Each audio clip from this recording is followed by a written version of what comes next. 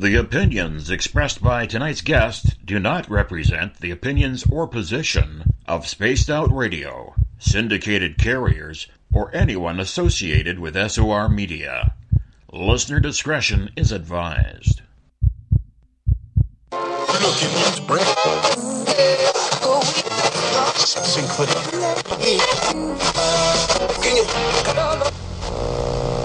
Oh man, there's got to be something to listen to on this dial. This message is being broadcast by the Department of Defense of the Republic. At 2 a.m. Eastern Standard Time, multiple unidentified objects were confirmed to have entered Earth's atmosphere. It is speculated that these objects are of extraterrestrial origin. The broadcast will quiet at this time for your safety. Welcome to Spaced Out Saturdays, as we light the void with Joe Root on Spaced Out Radio.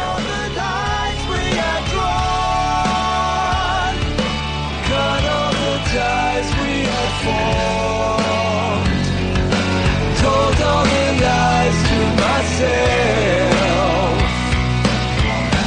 while sleepwalking through it all. You can follow Joe on Twitter at Lighting the Void, on Facebook at Lighting the Void, and you can call into tonight's show at 501-777-5631. You can also follow Joe at spacedoutradio.com.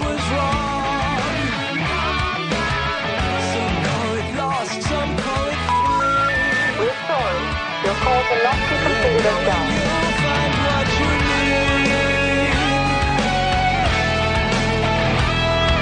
Sleepwalking with me. Sleepwalking with me.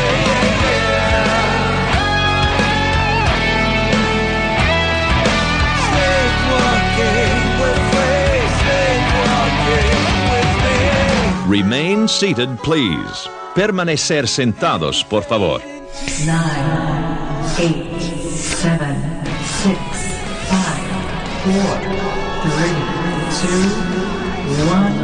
Why don't you talk into the microphone? I got a backup mic right here. Check 1, 2. Testing, testing.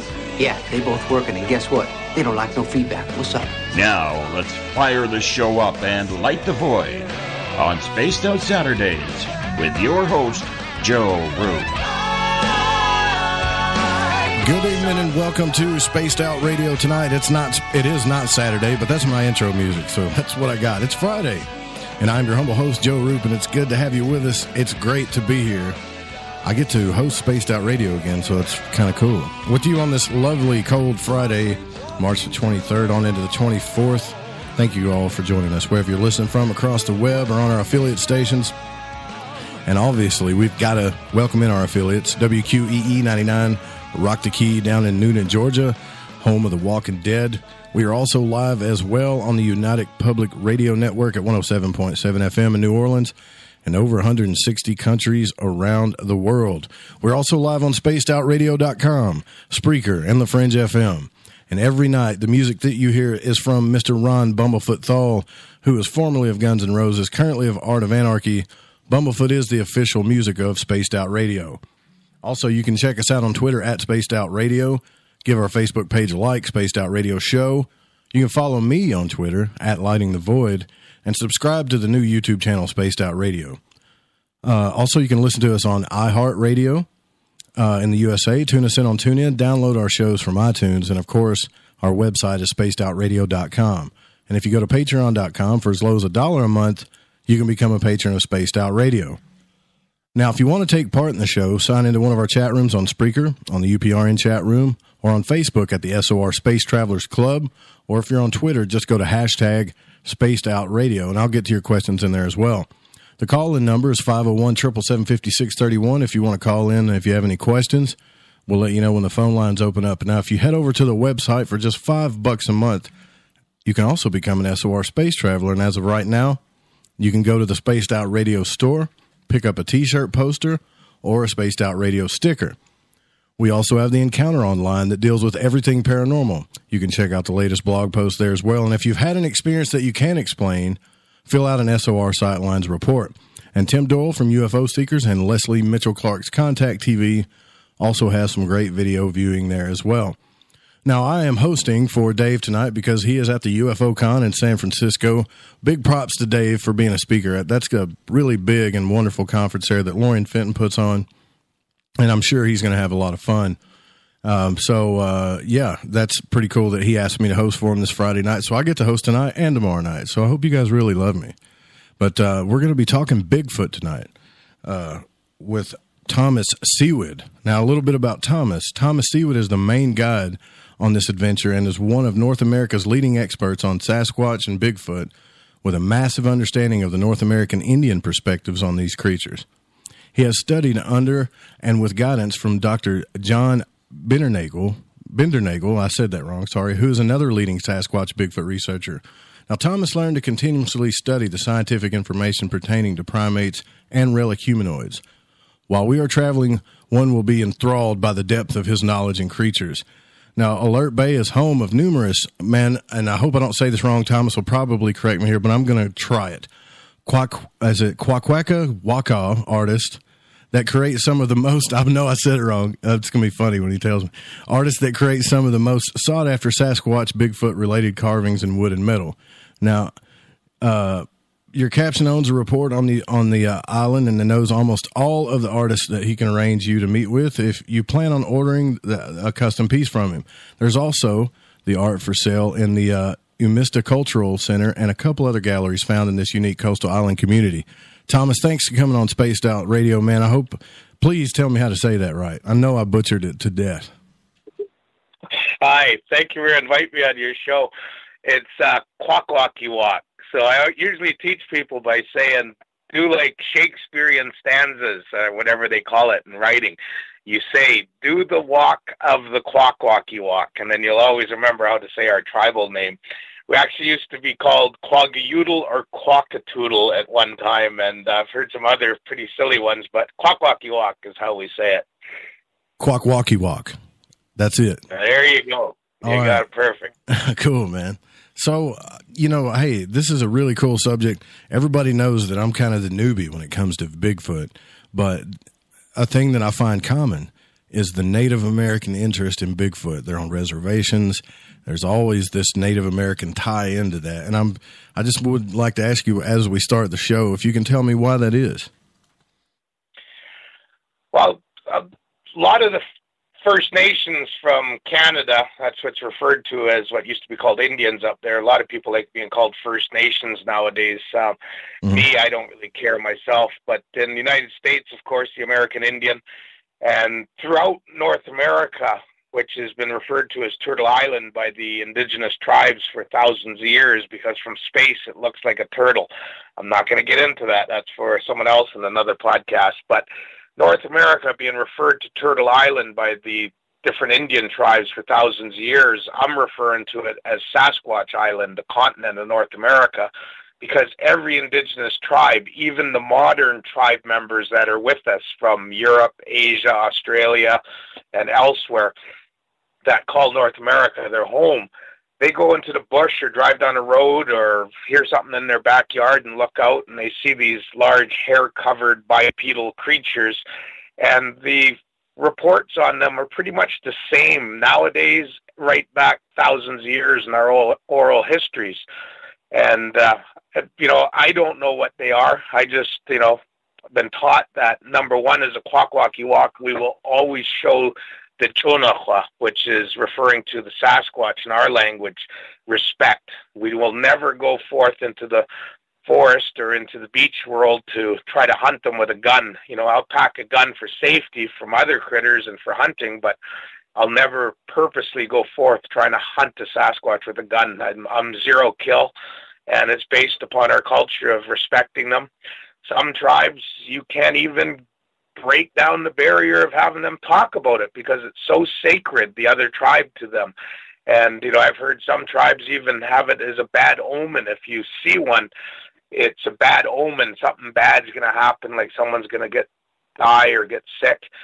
So every tribe has a different story and a different belief, different perspectives, different placement within their culture or even their society. But with Kwakwaka'wakw, of all the tribes that I've interacted with and read about in North America, we have the tightest connection to the Sasquatch.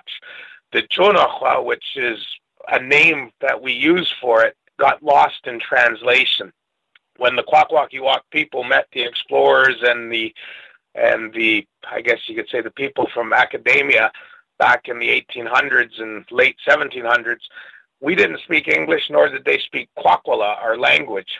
So some of the things got lost where Kwakwaka'wakw, you always see it referring to wild woman of the woods, where in truth, my advisor from Alert Bay, who's one of my relatives, and I won't say his name out of respect and his teaching to me, but he's told me the translation is more like an ogre, referring to that large hair-covered bipedal creature.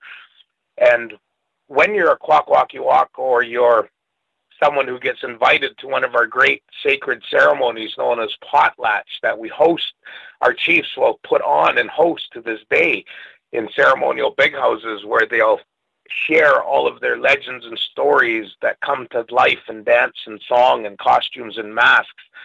Most families nowadays hold title to the Kwakwaka'wakw, and you'll see the female being danced on the floor in fur costume, wooden mask carved by one of the artists.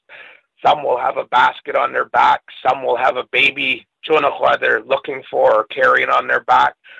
So every family has a different interpretation, and that's what the potlatch is all about. It's bringing out the interpretation of a happening from one of their ancestors in the past where they witnessed the Sasquatch out in the forest or out on a shellfish beach at night or daytime. And the Kwakwaka'wakw is our most valuable crest to have. Every crest in the old times had a sort of a tier that it belonged to in the culture and society of our nation. And the Kwakwaka'wakw is the highest ranked one, and it still is.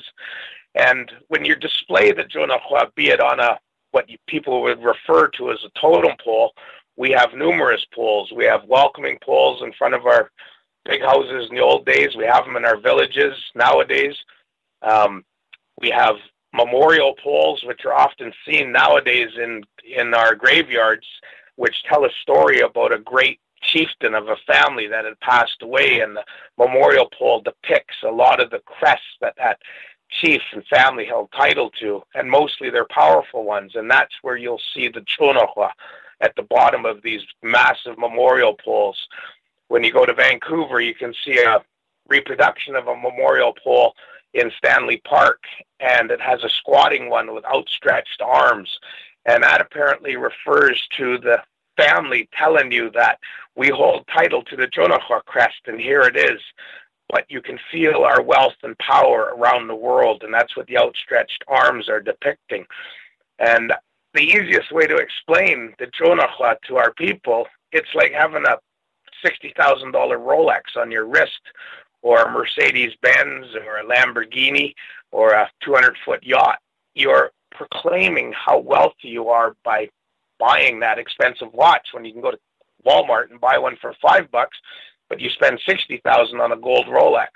And that's what the Kwakwaka'wakw crest and other crests are all about. It's depicting how wealthy that family is. And when you walk into our ceremonial big houses, especially the one in Campbell River, it just amazes me every time I walk into that ceremonial big house made of wood to replicate what our big traditional big houses once looked like that we lived in, but nowadays they're just used for ceremony. And you can fit over 1,000 people in the ceremonial big house, and the whole front of it is painted of crest figures of that tribe from Campbell River. And outside you're greeted with must be at least 20 feet high, a big carved cedar log carved of a Kwakwaka'wakw welcoming pole. But when you walk through the great double doors, when you look to the far back of the big house, you're floored by the beautiful whale and thunderbird and double-headed sea serpent called a sea sleuth carvings all over. But as you walk into the shadow of the big house, you see the central fire pit where the dancers will be dancing around. But when you look to your right, you'll see what I think is the world's largest traditional carving of a Kwakwaka'wakw. It's a pillar that's one of four that holds up the massive roof beams that hold up the rafters and, of course, the roof and walls. But that Junachwa is carved from a cedar tree that's got to be at least, when it was living, probably 6 feet in diameter. And it's just massive, this big Junachwa with her arms wrapped around her belly. And when you sit there on those bleachers with 1,000 other people, and when you hear 30 men sitting around a hollow cedar log at the back of the big house where the chiefs are, and they're pounding on that hollow cedar log 4 feet thick because it's a drum with wooden batons, the floors and the walls and everything rumbles like you're inside a thundercloud. And as those batons are pounding a beat in deep baritone song in our language of Kwakwaka'wakw, you'll hear the story come to life in song, and you'll see coming from where the chiefs are, the screen, out of the screen will come a hair-covered dancer with a wooden mask depicting Junachwa, and on the dance floor it'll posture and act as Junachwas do, such as when you first see them in daytime, they're nocturnal. You've woken them up. So they stand up and they rub their eyes, and that's what the dancer does, and they yawn, and that's what the dancer does. And then they put their hands in front of their mouth, and with puckered up lips carved on the mask, you hear whoop, whoop, whoop, as the Junachwa is said to be hollering from island to island, calling to its other tribe members of the Junachwa. And you'll see some of them with a basket on their back dance around the floor, and they'll be posturing like they're throwing things into the basket on their back. And what they're depicting is the story about how Junachwa is never allowed to touch children unless they misbehave and act up and act like a spoiled, rotten little brat, whining, sniveling, being lazy, you know, the type of type you want to push away and go on, go with your mother, I don't want you around me. Right. Well, when those kids act like that, Junachwa is always watching children, and she's allowed at night to come reach in with that big hairy arm and that hand and grab that child, whether it be in a tent, a crack on a big house wall traditionally, or through a window, or swim out to a boat and reach through a porthole. They'll grab that misbehaving child and throw them in that basket, and that's when they'll take the misbehaving children deep into the forest, up the mountains to their invisible homes. That's why we can't find them. And that's where the Junachwa boils them up and eats those rotten children. So the kids, if there's any listening, I doubt tonight, but maybe someone will play it for some of the children, especially parents who have spoiled, rotten little brats that act up. Tell them, let them listen to what I'm saying, because we have forest around, especially with camping season coming up. You better tell your kids about the Junachwa story, that the Junachwa, the Sasquatch, is always watching. And if they act up, don't do their chores, whine, pull temper tantrums, steal, be lazy, don't shut off their tablets or their cell phones and quit playing those games instead of enjoying the great outdoors, that Junachwa is going to come with that big hairy arm and that big hand and grab that misbehaving child and slam dunk them in that basket on her back and steal them away to their world and boil them up and eat them. Wow, So that's frightening.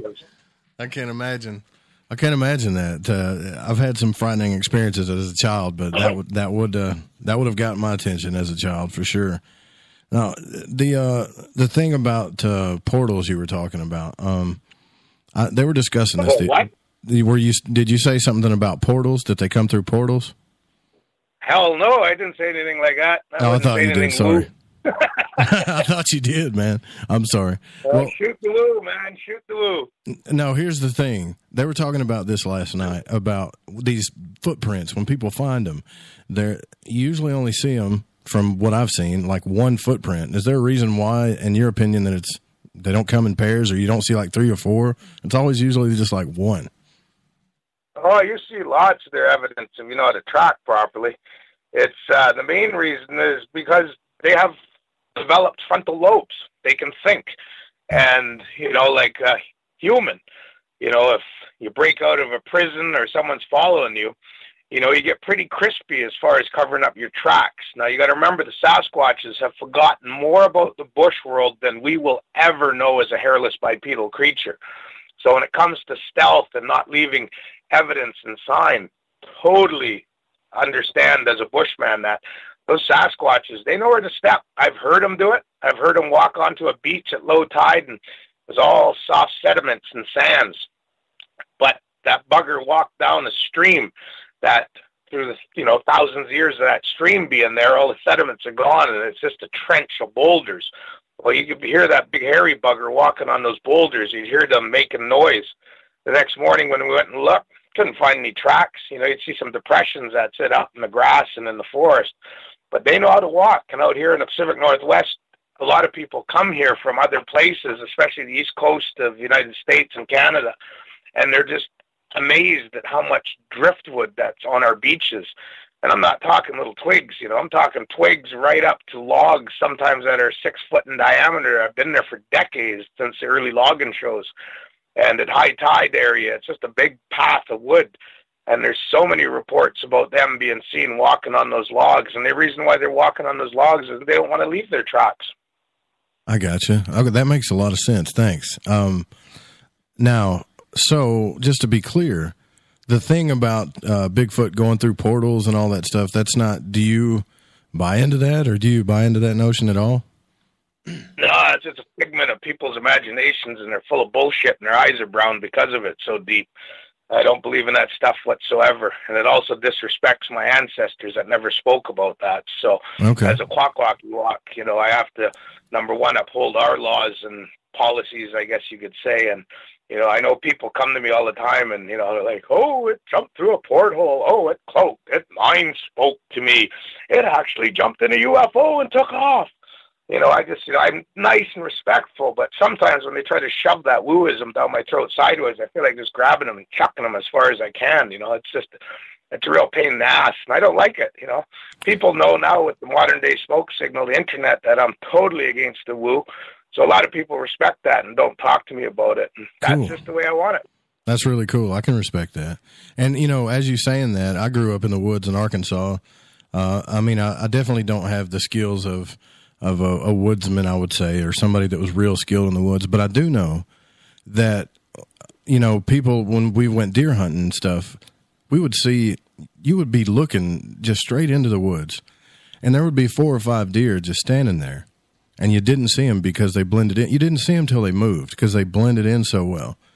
And so I can understand what you're saying with a Bigfoot, how if they were advanced in woodsmanship, super advanced, but beyond our knowledge, that they could cloak themselves really well, Yeah, they'll physically, I guess it's a term we could use, and I don't want to get myself, I wouldn't want to use it too much, but to physically cloak themselves by camouflaging them with their natural environment based upon the color of their fur, yes, absolutely.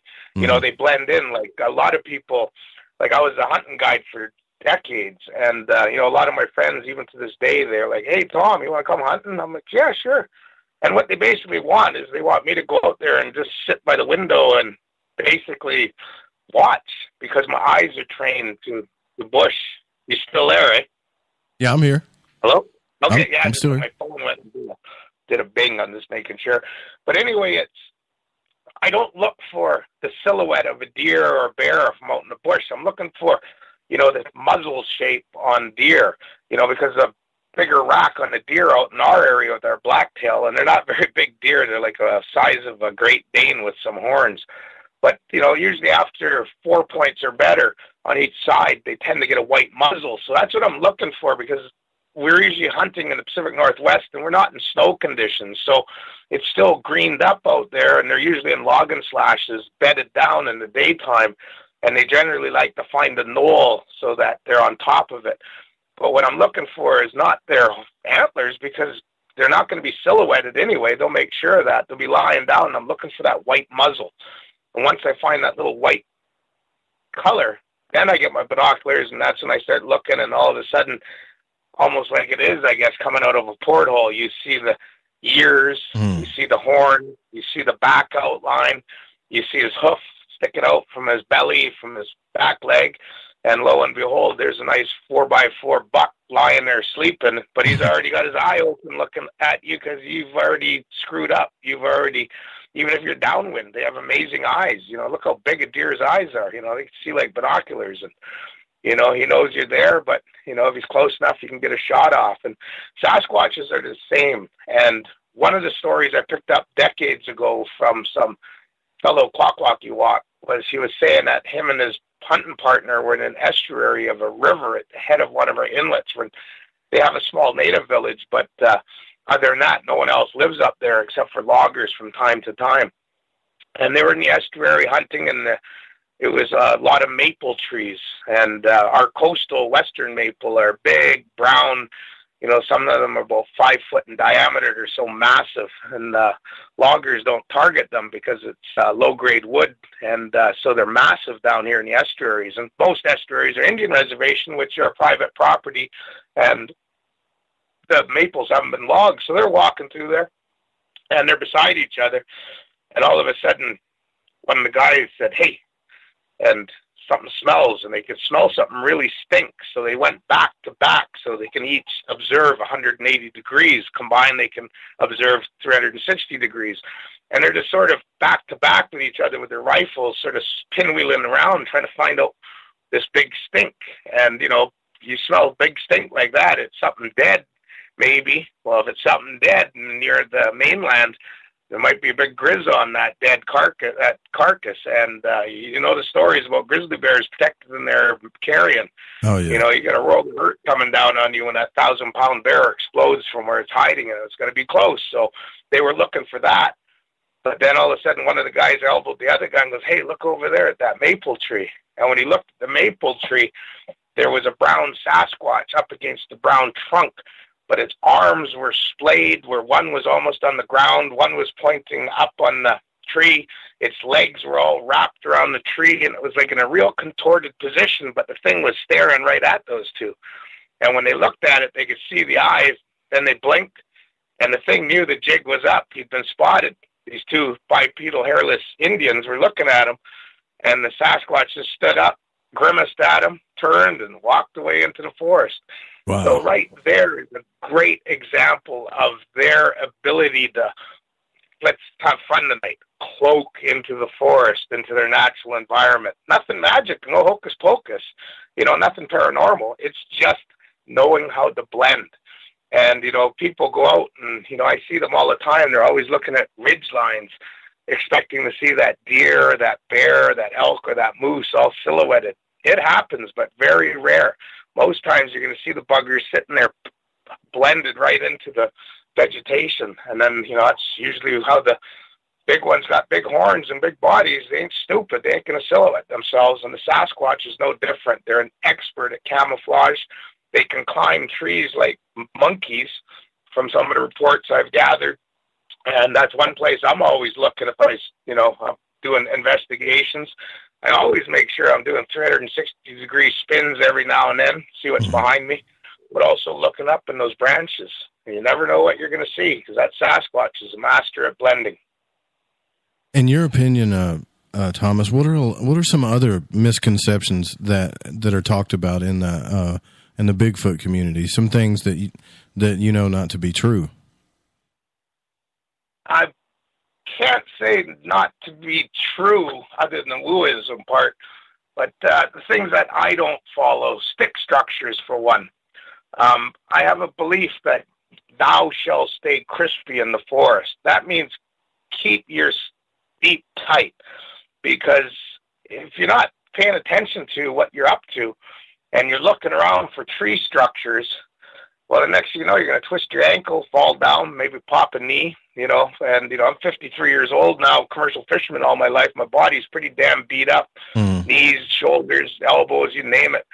And, you got to be careful. So if you walk around the forest looking for tree structures, 99.9% of them are naturals. And, it's why, I look at it like Sasquatch goes out and puts a couple trees up and makes it look like a teepee. He's sitting up, hiding behind something, watching for a stupid hairless human to come along and start measuring his trees and trying to figure out what religious value it has. The Sasquatch sitting there holding his hairy belly, splitting a gut, laughing, going, "Look at this stupid hairless bipedal bugger. Doesn't have a well-developed frontal lobe, looking at those sticks we threw up and thinks it's something special." It's just so that we can keep them focused on the sticks so they don't see us as we're picking mushrooms or berries up here. And that's one of the ways I look at it, do they have a purpose? If they do have a cultural purpose, well, then we're claiming that Sasquatch has a culture. And if they have religious context to it, then we're claiming that they follow a religion. We ain't there yet. We haven't yet identified these creatures yet. We need to get the Diane Fossey, Jane Goodall type of interaction going with a single or an individual or a group, and then we can start hypothesizing and maybe proving the truth behind it on different characteristics, like what is the significance of tree structure if they're actually doing it. And the only tree structures I've come across, which is very rare in the Pacific Northwest, are driftwood or wood up in the logging slash type lean-to structures against a big fallen natural. So in other words, a big tree that's blown over, or the root ball, which isn't a ball, it's usually a big flat, like a big flat mushroom that's on its side or at an angle, and they'll take shelter in there. It's a natural windbreak, natural, stopper of sleet and snow. But I've seen the odd time where there's been wood leaned up like a lean-to, and you can tell it's not from a human. There's no human evidence there, no cigarette butts, no fire debris from them having a fire. And, so darn well it's something different, and bears don't do that, So those are the only structures I'm really concerned about.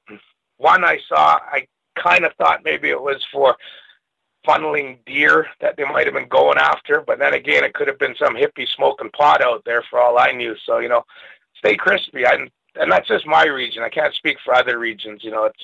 Everyone's got their own research in that. And of course, if someone puts something pretty credible in front of me, I might scratch my chin and, give a nod of acceptance. But most of what I see on the internet is just a bunch of pot smokers that don't have a clue what the hell a natural tree structure is created by the creator. Right. I've actually seen a twisted tree. I went to a place called Board Camp Crystal Mine in Mena, Arkansas. And they had the trees that were twisted up, but underneath the tree, well, I'll start with this, Thomas. They had a table that they called a gifting table, where they would put trinkets and stuff on the table just to see what would happen. And we went out there the next day, and something had moved those things from that table to underneath these braided trees, and they even put like a little cloth underneath it. And I'm thinking, there's no animal in the world that can do that. So we got two things here. We've either got a hoaxer or we've got a real Bigfoot, possibly. So what about the gifting and stuff? Is that another thing that you scratch your head about?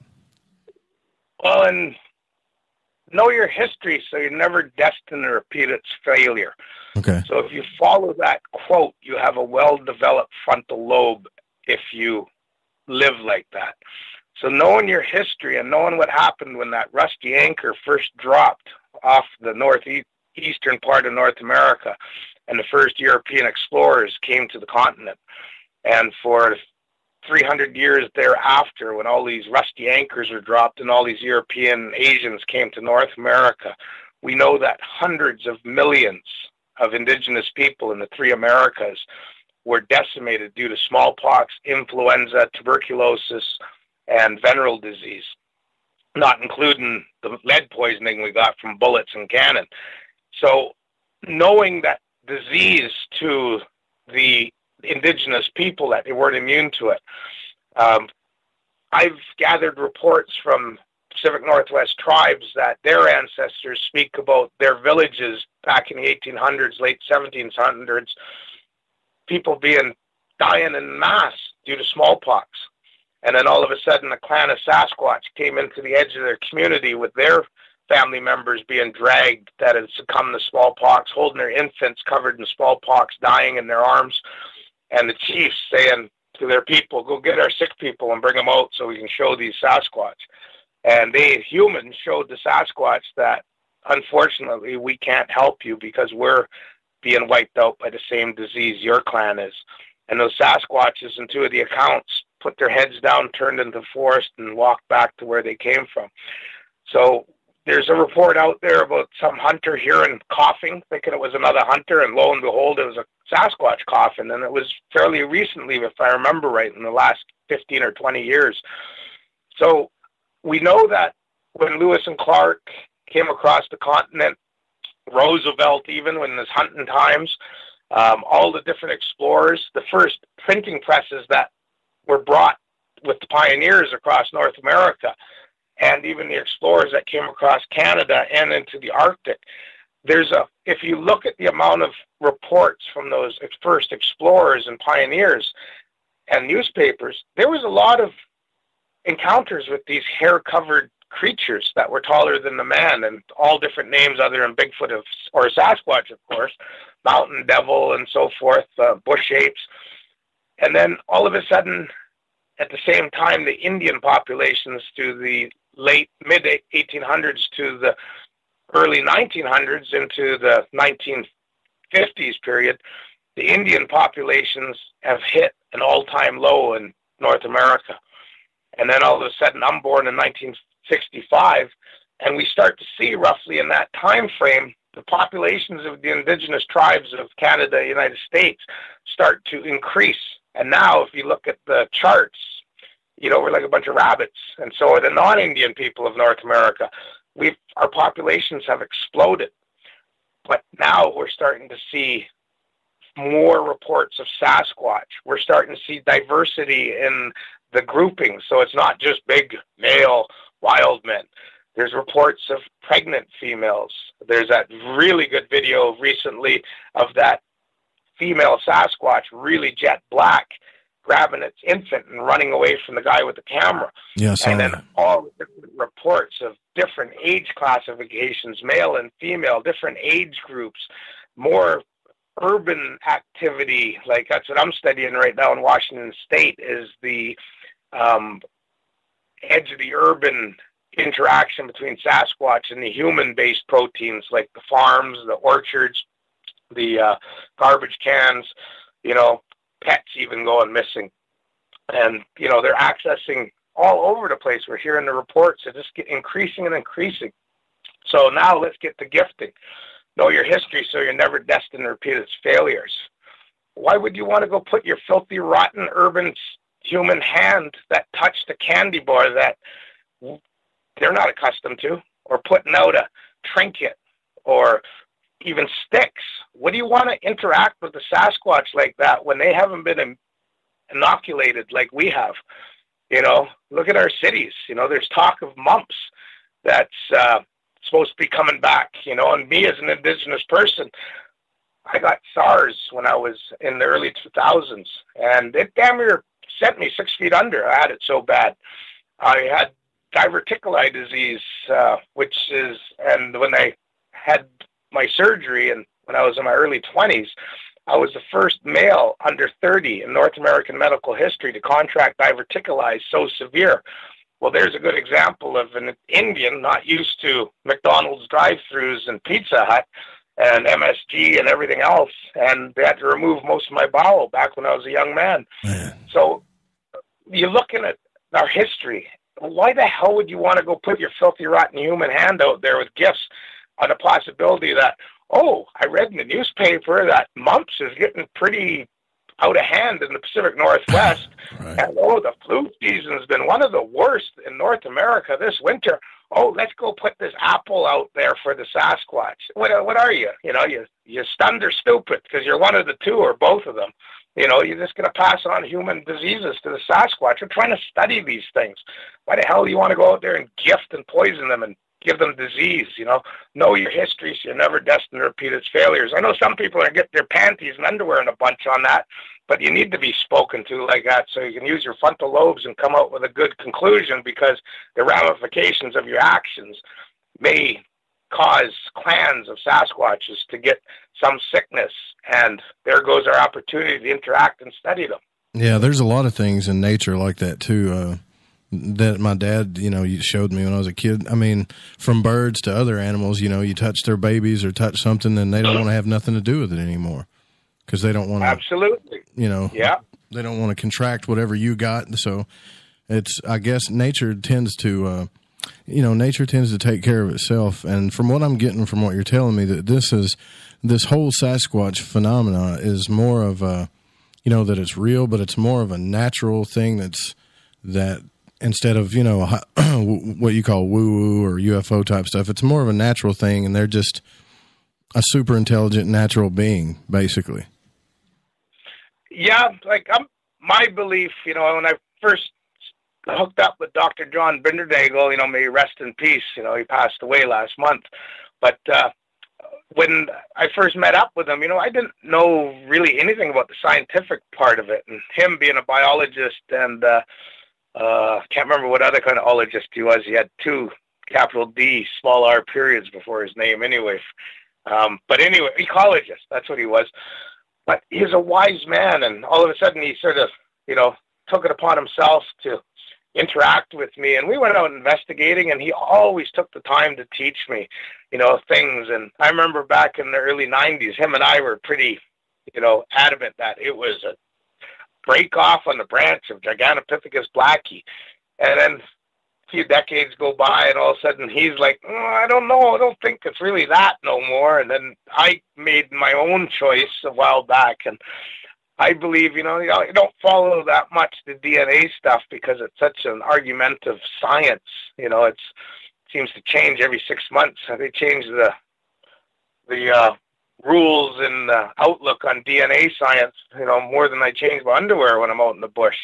And it's, it's going to be argumentative. So I don't want to get too deep in it right now. But at the same turn, some of the stuff I've seen, it's like really close to human.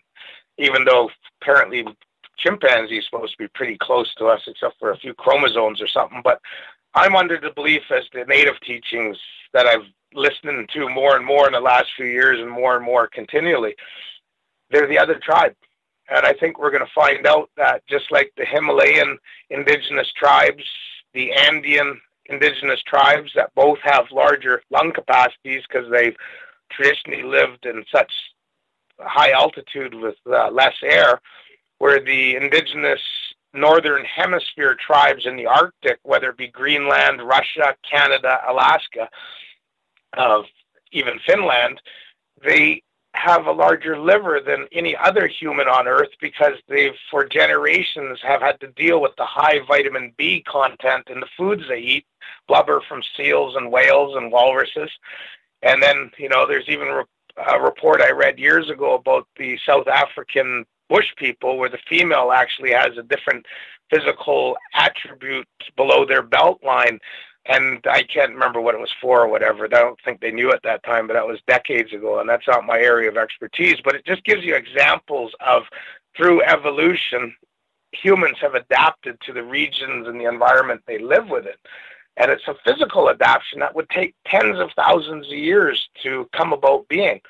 Well, if you know your archaeology and anthropology of North America, coastal regions and Arctic, you know that around Seattle, 6,400 years ago, the cedar tree was just starting to proliferate, and the shellfish beds were just starting to grow in abundance from the archaeological sampling and the sediment sampling of pollens. And we know that Seattle, Vancouver, British Columbia, it was 6,400 years ago and beyond, it was like Barrow, Alaska. It was very hostile Arctic climate. Well, the native coastal laws state, especially the Kwakwaka'wakw, that if someone in the old times, before European contact, went into your shellfish bed, your berry patch, your clover patch, your fishing station on a river, they were stealing your food from your family. You could kill them with nothing, no retaliation back towards you because you were protecting your family by protecting the food source.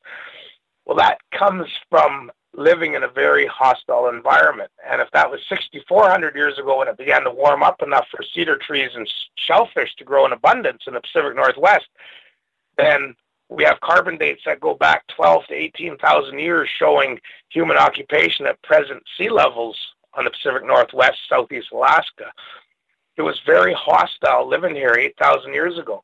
And if you're a big hair-covered humanoid and you don't use fire, you don't use bows and arrows or spear throwers, I can't pronounce the name, ladles or whatever, you don't hunt in mass, and your human-type life is a lot different than the hairless human that lives by day because they don't see at night. So how do you adapt, evolve? Well, the Sasquatch, I think, evolved to hunt and operate during the night, which gave them reflective eyes, which means they have night vision to a certain capacity. I think they have damn good night vision from what I've seen and had happen around me in the bush. And because they're not using fire and weapons, they're more elusive. They become masters at cloaking into their environment, physically cloaking, meaning being masters, being the best SEAL team operative imaginable.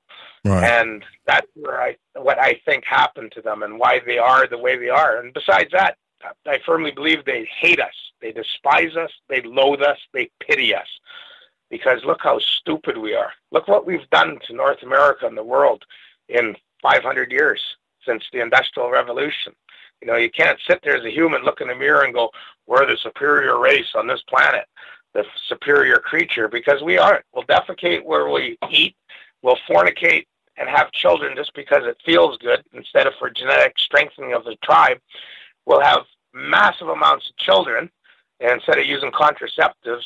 And, the list goes on of our stupidity. And this is one of the reasons why people go, well, they don't want to interact with us. How come?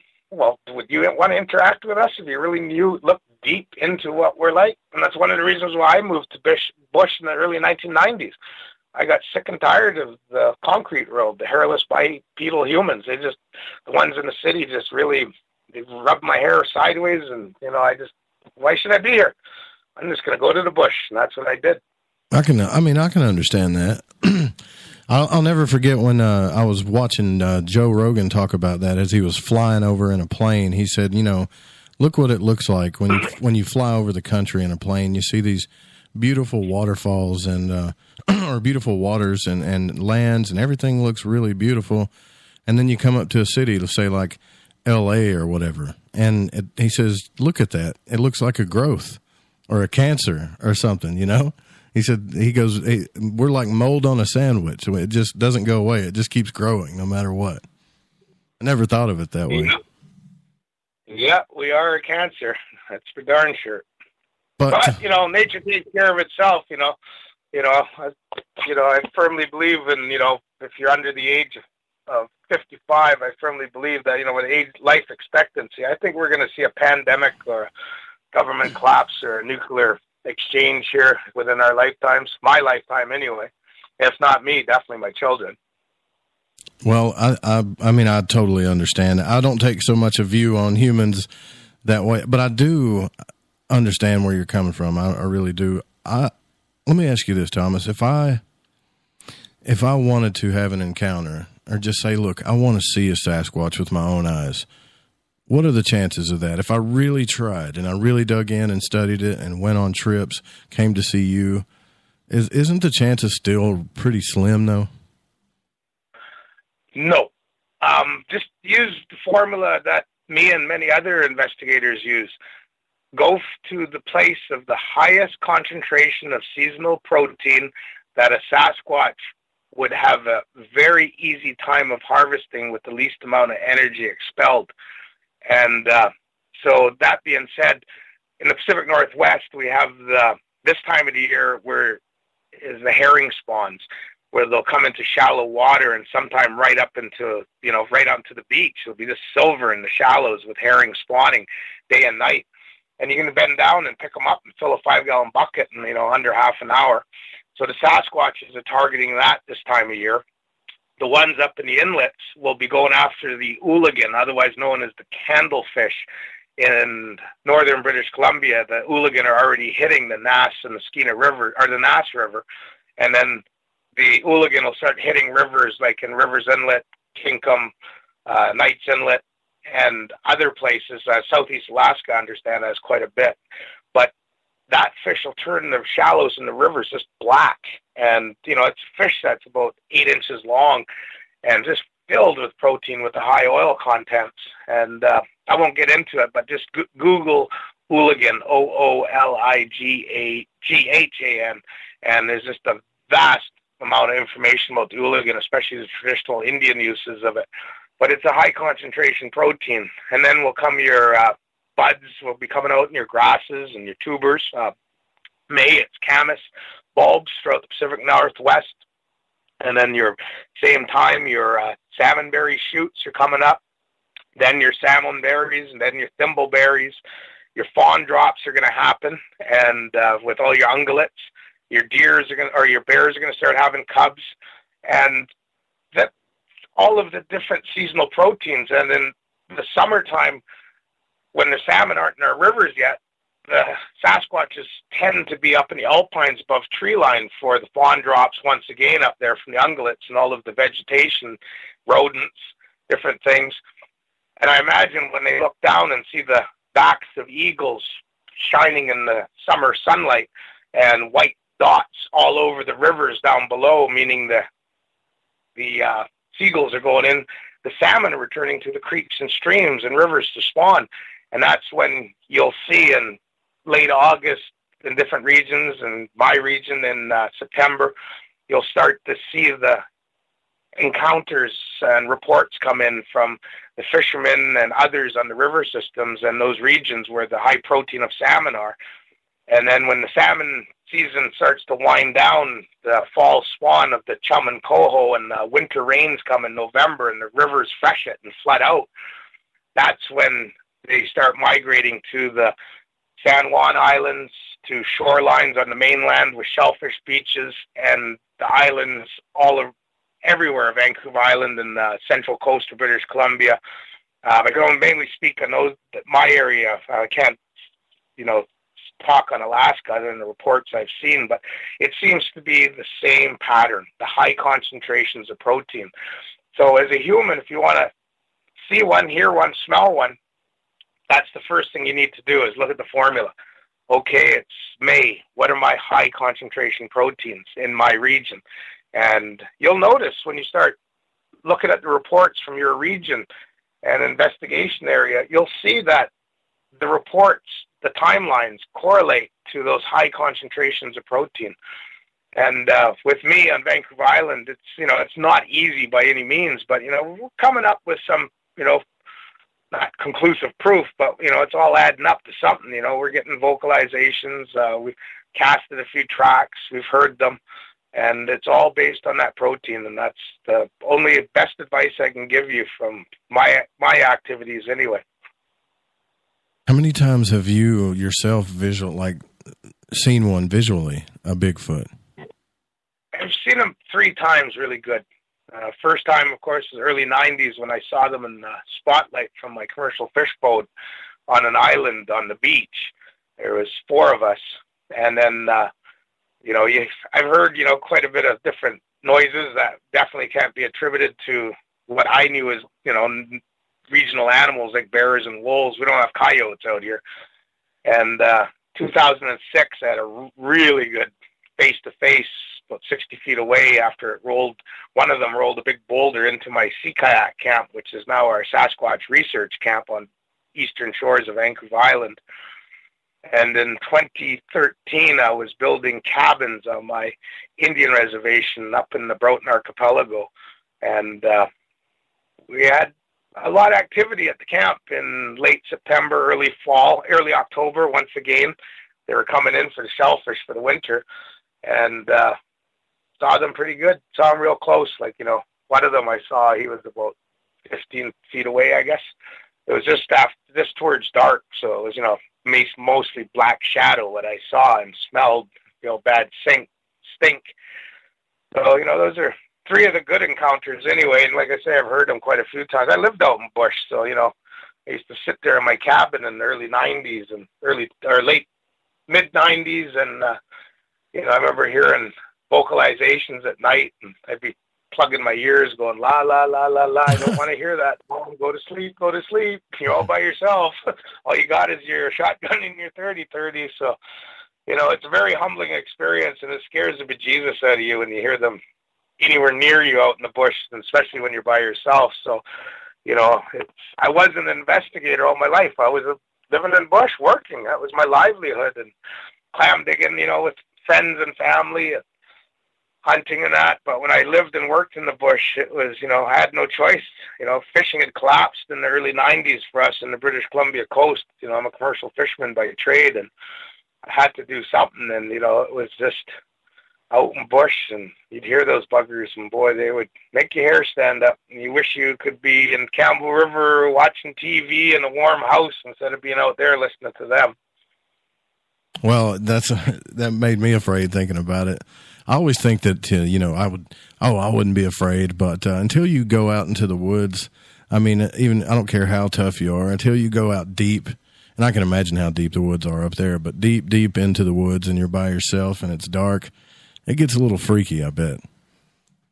Oh, yeah, any bush is freaky. Even with the investigations I'm doing here just outside of east of Kent, Washington, we were out on Monday night. I had a woman from back east with her 13-year-old son who's a Sasquatch Bigfoot enthusiast, and they were here for a conference and of some kind. But anyway, they booked a day and a half with me, and part of it was Monday night. We went out to an area of known activity, and I got invited to one of the Indian reserves in the region, and the week and a half before, and me and Peggy, and we sat around a campfire, and they're telling us about all the interactions they're having on their Indian reserve.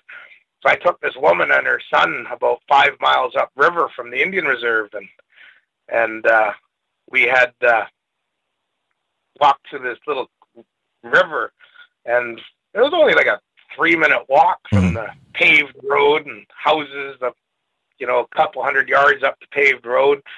And we walked down along this little stream, little creek, got to the main river, and we're standing there, and we got the FLIR, and the FLIR I have is a $200 FLIR that plugs into your Android. So it's not super great by any means, but it does a trick. And we're sitting there, and all of a sudden you hear this big splash, kaboom, and about, I guess, anywhere from 80 to 100 feet upriver from us in the thick of bushes, this big boulder was thrown into the river. And a few minutes later, another big boulder come out. And, it was, sort of, wow. It was a cool experience, but to me, it was just like, man, I can't believe how close these things are. Like right on, you're coming into the urban environment at nighttime to harvest their food. Right. Well, we're going to take our first break here. This has been some fascinating stuff for me. You guys don't go anywhere. We'll be right back with Thomas Sewid. The freedom to post what you want, when you want. That's the social media freedom you need. Social Media Freedom is the free app in your app store. No need to worry about going to jail or being shadow banned any longer. It's the freedom to say what you feel. The freedom to know Big Brother isn't watching. It's the way social media is supposed to be. Social Media Freedom. It's time to set yourself free. Download from your app store today.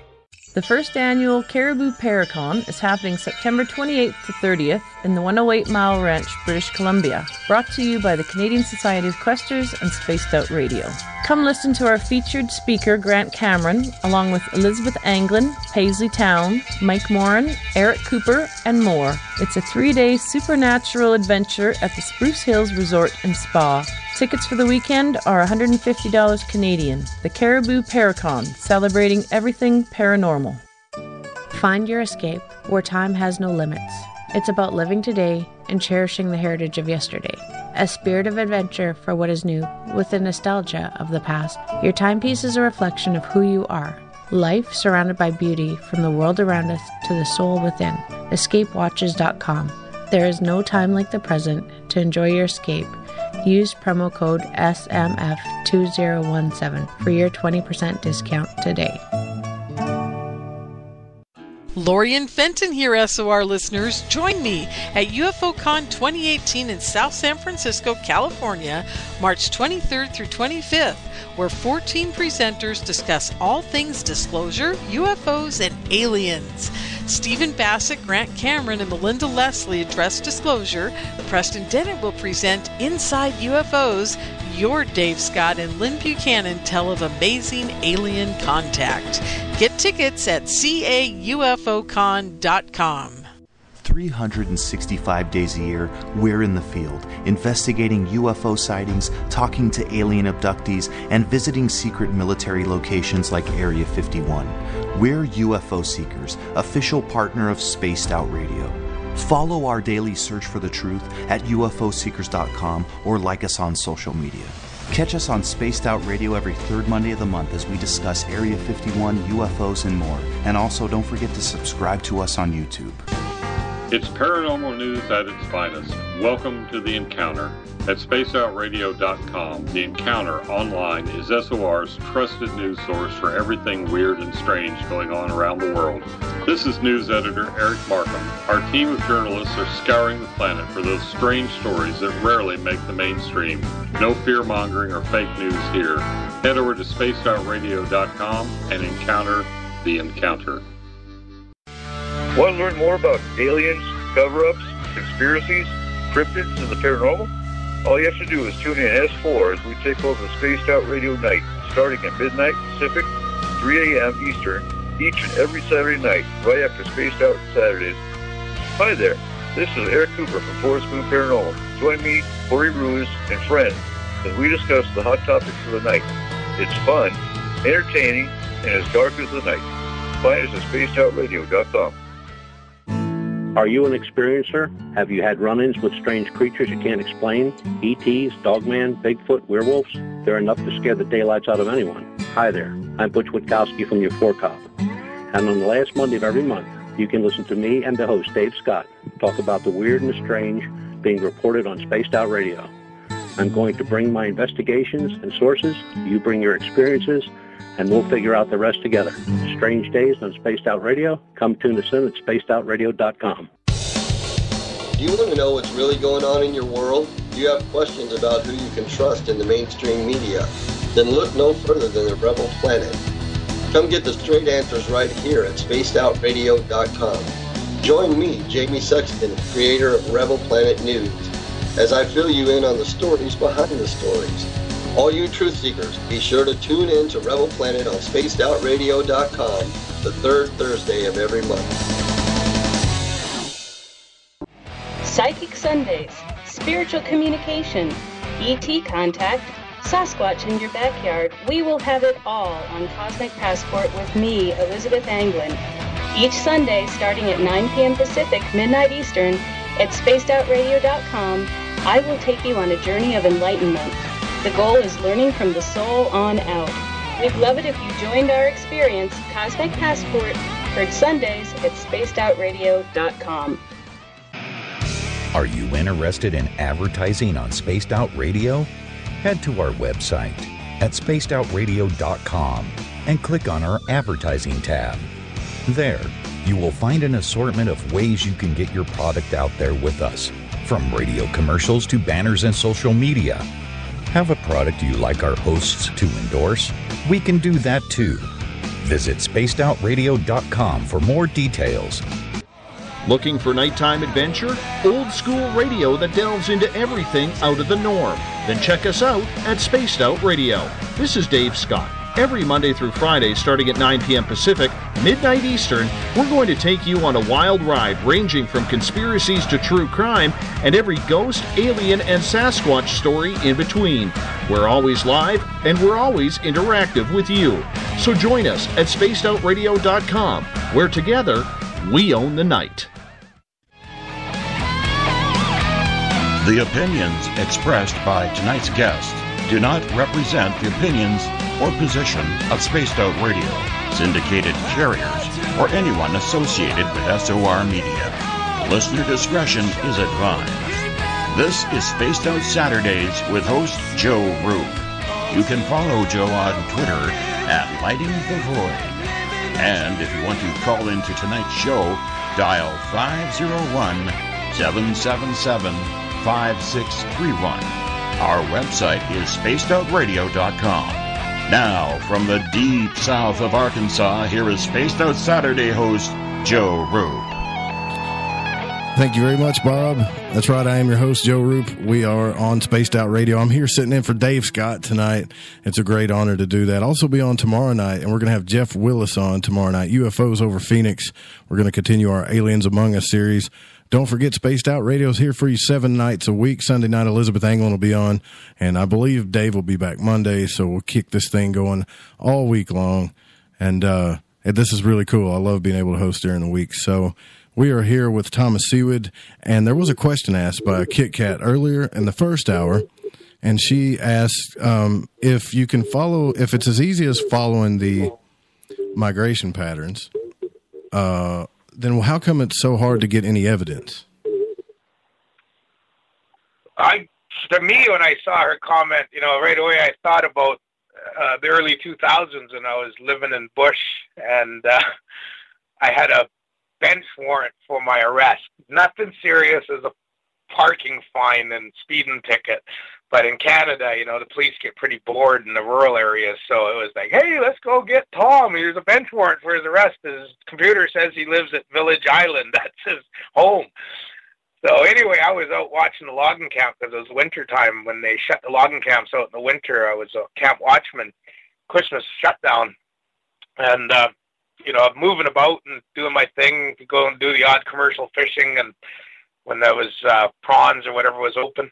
And I ran into the police officer, who was actually a cousin of mine, and he's like, so you live in Village Island, eh? And I'm like, yeah. And he goes, well, 3 times we went out there. One time it was during a big, huge, windy, blowy day, and walking around that abandoned village, saw where your house is, where you're staying, but there's no Tom. I'm like, well, yeah, it was wintertime. I was living in a warm logging camp, watching it and getting paid. And so if my own cousin, who's a native Indian, can't pick up the phone and phone fellow family members and say, hey, where's Tom? Well, we don't know. He's in Bush. And he can't find me. He's a police officer. He's got a nice boat, got radios, cell phone, satellite phones, and he can't find me. So the bush is so vast, and I'm trying as hard as I can in the last 5 years when I became an investigator. I don't like using the term researcher because we have nothing to study yet. We haven't found it conclusively. So it's investigating. And, they're masters at hide and seek, as, they like to joke about, but it is no joke. They're hard to find. They're elusive. They don't want to be close to us, other than when they choose to be close to us out of curiosity, I think, and getting our protein that we leave out, whether it be an animal that we might have hunted that was taken, or a sack of clams. A lot of reports of that from our region. But, they're masters of their environment, and they don't want to be found. And, try as I might, I call it coming up spades. Something I coined years ago. Coming up spades means we got some pretty good interaction, whether it be vocalizations, tracks, or as one night at this kayak camp that I built on Vancouver Island in the early 2000s, I built 5 cabins that are basically 8 foot by 10 foot diameter inside, glorified garden sheds to look like traditional cedar native longhouses with native orchid designs painted on the front that I did. So I used it for sea kayaking up until my company dissolved in 2007 due to a nasty court case. I won't get into it. Full disclosure, you want to Google it, go right ahead. But anyway, I moved on in life, and I left the cabins there. And I had a split up with the wife, mother of my children, in 2008. And when I returned to Vancouver Island after the split up, I had $11 in my pocket. And basically, I drove into Campbell River with a really bad taste in my mouth. I had lost my business, was worth over $500,000. I watched the sheriff seize my home in 2007, my kayak fleet, my $200,000 aluminum 12-passenger tour boat, and now my common-law wife threw me out. So I'd lost the ability to have my children under my roof ever again because she's a non-native social worker. And us Indians don't stand a snowflake's chance of survival going to court with a non-native social worker trying to get custody or half custody of your children. Mm-hmm. So I had hit rock bottom. And when I drove into Campbell River, I had some pretty bad thoughts on my mind. And I saw this hotel, and I'll never forget that day with my possessions in my Jeep Cherokee, my guns, my fishing rods, my carving tools, my native books, and some clothes. And I saw this sign, and it said, "Success is not how high you reach. It's how high you bounce after you hit rock bottom." Well, I had hit it. And I said to myself, "Tom, you're going to bounce." And one of the first things I did was I went to that kayak camp and that we used to run. And it was spring. And I basically just wanted to go get in tune with myself. I had a very traumatic year and a bit. And, going from having credit ratings on 2 credit cards of over $60,000 each and being able to pay them off, rack them up every month and pay them off at the end of each month, And now I'm a flat, broke, bankrupt Indian with $11 in my pocket. You know, it was pretty traumatic. But when I went to my cabins, I just chillaxed out there. It was, it was a life-changing event for me.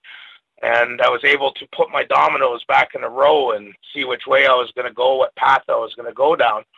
And well, that's good, man. You know, your character, you never find out who you are if everything's, always easy for you in life. That's when you find out who you really are, when you're at your toughest, But while I was out there, I heard something in the bush, and it really smelled awful.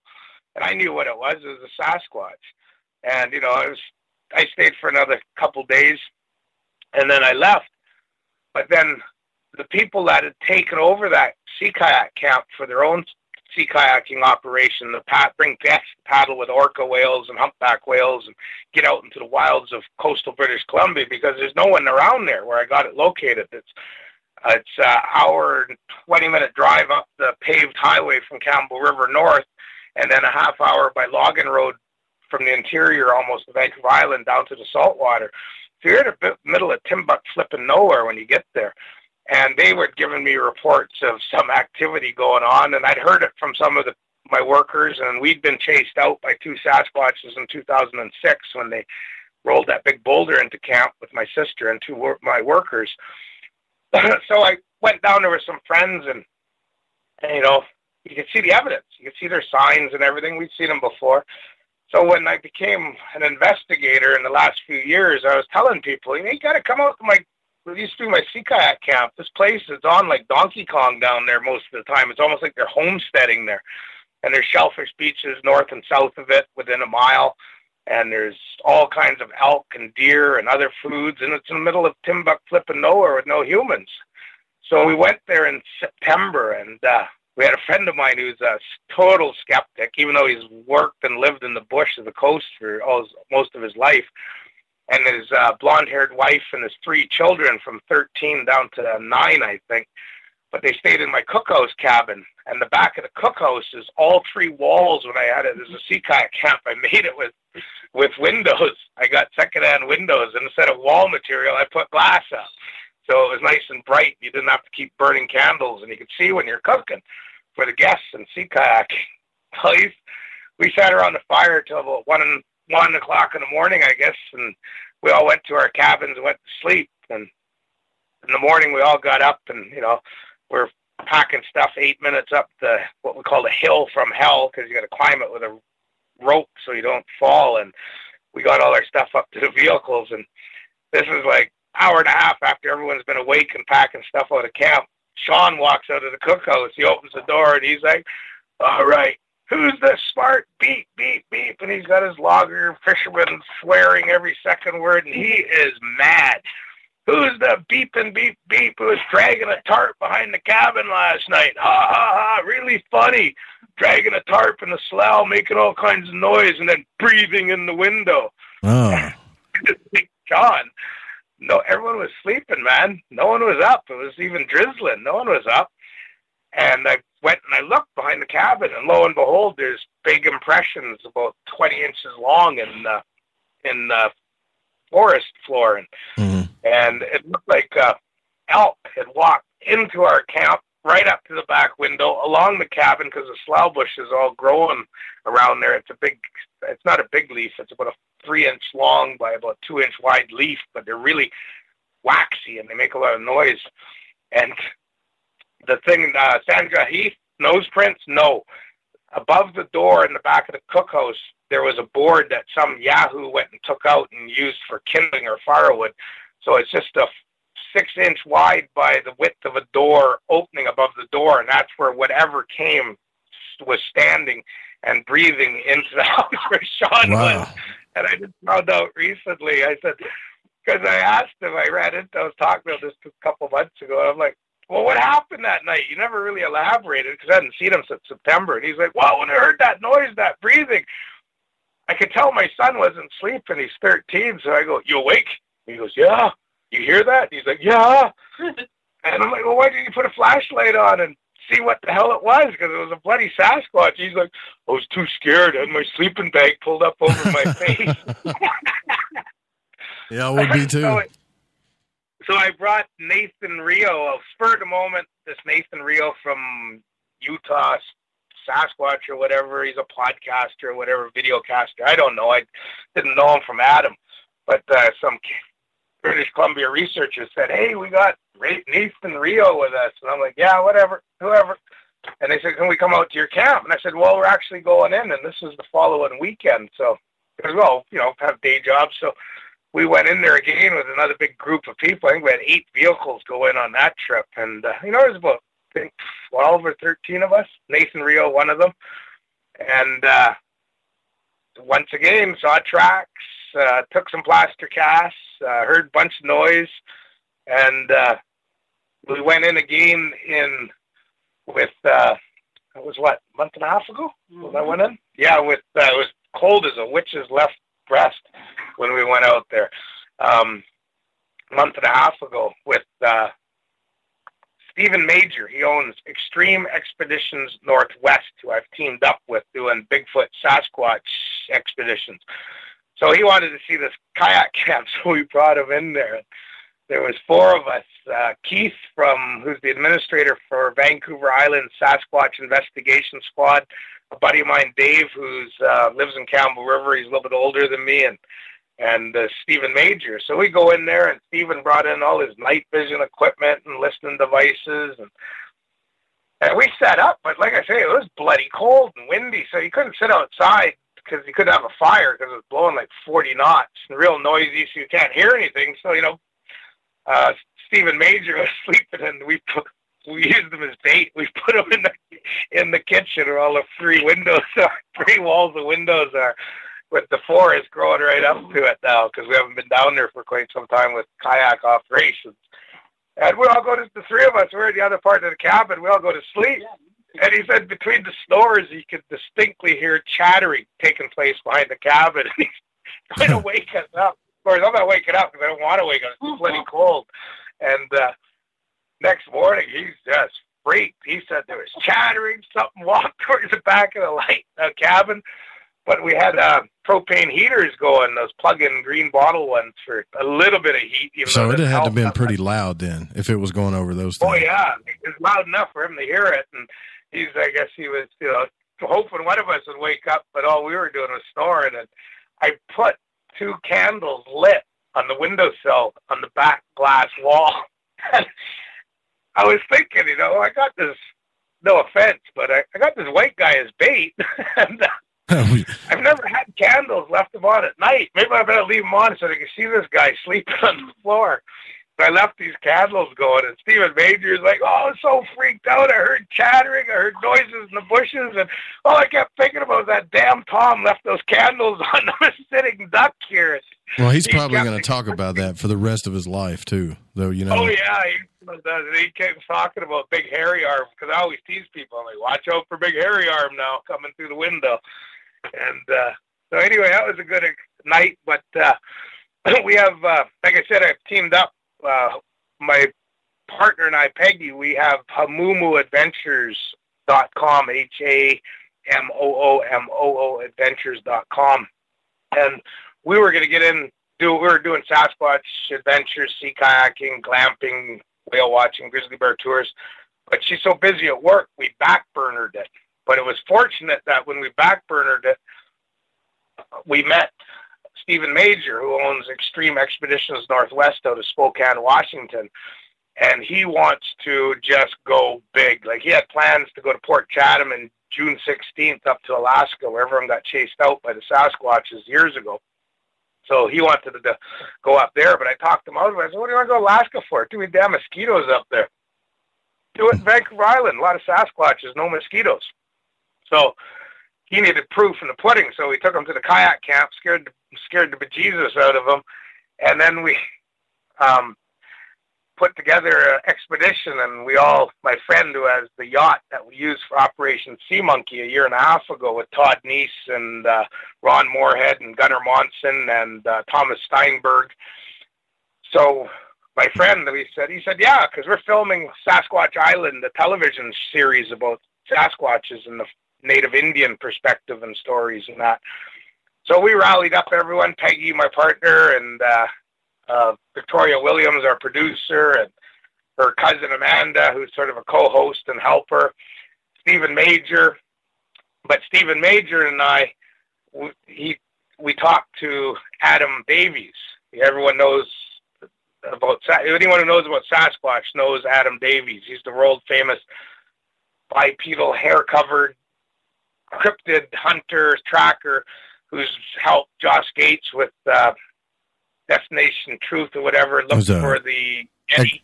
Yeah. He's been to Indonesia for orang pendek and found tracks and noticed that they observed that they'll walk around trail cameras. He's been all over for Sasquatches, so he's well known in the community. So he came along too, and we went out on this yacht and, using that, like I said, the formula about high concentration and migratory routes, that one girl asking about, evidence and all that. We went to a place it was going to be a time of very, very big low tides. And we went to a shellfish beach in a bay. We dropped anchor. And Adam was up top with everyone. We were all up top on the yacht after we dropped anchor within a half an hour, just BSing away and enjoying the evening. And I said, "Hey, Adam, make a gorilla sound or a Sasquatch sound." And he said, "Oh, I'll make a African Sasquatch male aggressive sound, but I'm supposed to pee after I make the vocalization." And they're all laughing away, and he vocalizes and goes to do it again, and lo and behold, we got an answer, and it wasn't a wolf. And we decided that we got some interaction, and we stayed there. And the second night, something happened. Now, because of lawyers and because of direction from my producer, that's all I'm allowed to say until mid to late April. But remember, Tom Sewid, you're going to want to remember that name because it's going to get pretty busy here come mid-April to the end of April. And that's all we're allowed to say at this time. But as far as evidence, use the formula. You want to see one. Well, for years I was orca whale guide, grizzly bear guide with boats. I was a hunting guide specializing in black bears and grizzly bears in British Columbia coast for bringing out Safari Club International clients and others that wanted to get a big bear or a deer or what we called the BC3, landing a halibut over 100 pounds, a black-tailed deer over 4x4 spikes, and a black bear over 6'6" hide measurement, all in a 24-hour period. So, I've been guiding for most of my life, and now I'm guiding for Sasquatch, Bigfoot. Am I guaranteeing you an interaction? Absolutely not, because I don't do that with grizzly bears or whales anyway, and we never would. Anyone who guarantees you a 100% success ratio on grizzly bear viewing and whale watching is full of beans. They're full of BS. Right. But now we're doing Sasquatch, Bigfoot expeditions, and I'll bring you, a lot of people, they're like an average Joe like everyone, and they don't have a lot of money. Well, for $150 a day American, show up in Pacific Northwest, Washington State, give me a call, I'll meet up with you, jump in your vehicle, and I'll bring you to some areas based upon that formula of seasonal high concentrations of protein and the high probability of hopefully getting something, vocalization, tracks, or maybe even hearing or seeing it. And then, of course, if you can afford a few extra dollars, come to Vancouver Island. And be it, $150 a day American, pick me up, I'll go in your vehicle, and the prices go up from there. If I got to cater to you, I got to cook for you, I got to supply your sleeping bag, your tent, your cabin, I got to basically do everything for you, and you just want to chillax and enjoy your 2-week holiday and spend half of it with me, well, price accordingly. And what does he carry for grizzly and Bigfoot protection? Joe Monk wants to know what you carry for... Yeah, go ahead. I carry a .338 Seiko with Barnes X solid copper bullets, and I usually like bringing my 12-gauge. Mine isn't a rifled barrel. Otherwise, I would use Barnes X Sabots because they're the best hitting power, 4,000 pounds per square inch at close range. And anyone who carries anything under the 30 cal, it's a waste of time. Definitely go with your 30 cals, your 338, 300 Win Mag. Is that for grizzly too? Weatherby calibers. Yeah, is that for grizzly too? You need something that big, I would imagine, if something was to attack you. I like a 375 H&H for grizzly. That's my preferred one. Iron sight, of course. I don't like scopes because we live in a rainforest and they're always cloudy and wet. So iron sights, anyway, you're going to be within 60 yards when you squeeze off on a black or a grizzly bear anyway. Yeah, that is a nice choice. Here we go, gun talk, Jan. Okay, Catalina, moving from gun talk. What do you want to talk about? Well, here's what I tell you. You're not going to make everybody in the chat room happy, so don't worry about it. You know. I will. It's an impossibility. But I know Joe Monk likes talking about guns for sure. My thing is, man, is this is sounding to me, it's sounding a little bit scarier than the stories I've been told. I mean, has there ever been, and I'm not trying to fearmonger anybody about Bigfoot or whatever, but has there ever been any stories of someone saying they got attacked by Bigfoot or missing people because of the matter that you've heard of? Well, Roosevelt's story that he recorded, I don't know if he picked up secondhand by the sounds of it, of that two prospectors or trappers. A guy comes back to camp after, they've had repeated something's happening and strange things, and then he comes back to camp, his partner's dead and has puncture wounds in his neck. Our stories, native stories, like people always, when they skeptics come across, and they tell me that these things don't exist. I'm like, so I'm supposed to be like you, seeing as the world revolves around you, and I'm supposed to accept that Sasquatches don't exist and my ancestors are full of BS, and what they carved and brought on in oral history, which is our laws, was complete fabricated lies. Well, seeing as the world revolves around you, I guess I should follow that. So I don't support skepticism, especially after living out there and seeing and hearing and smelling these things. Now, as far as them killing you, our stories talk about, people being taken by them that misbehave, the children. You're not supposed to look at their eyes. When you hear tree knocks or tree shakes are happening or something's thrown at you or you're hearing, vocalizations, you're to stop, turn around, and go back where you came from. When you go clam digging, we go to the beach, we look at the high tide area. If there's piles of broken cockle shells, which is a type of shellfish, we get in our boat and we go a mile or more either directions to another beach, because the Sasquatches are telling us by those empty shells. Me and my family are here right now, and we're harvesting at this beach. And out of respect, we'll move on. We got the outboard motor. We got the boat with a propeller, so we'll move along. Sasquatches were here first.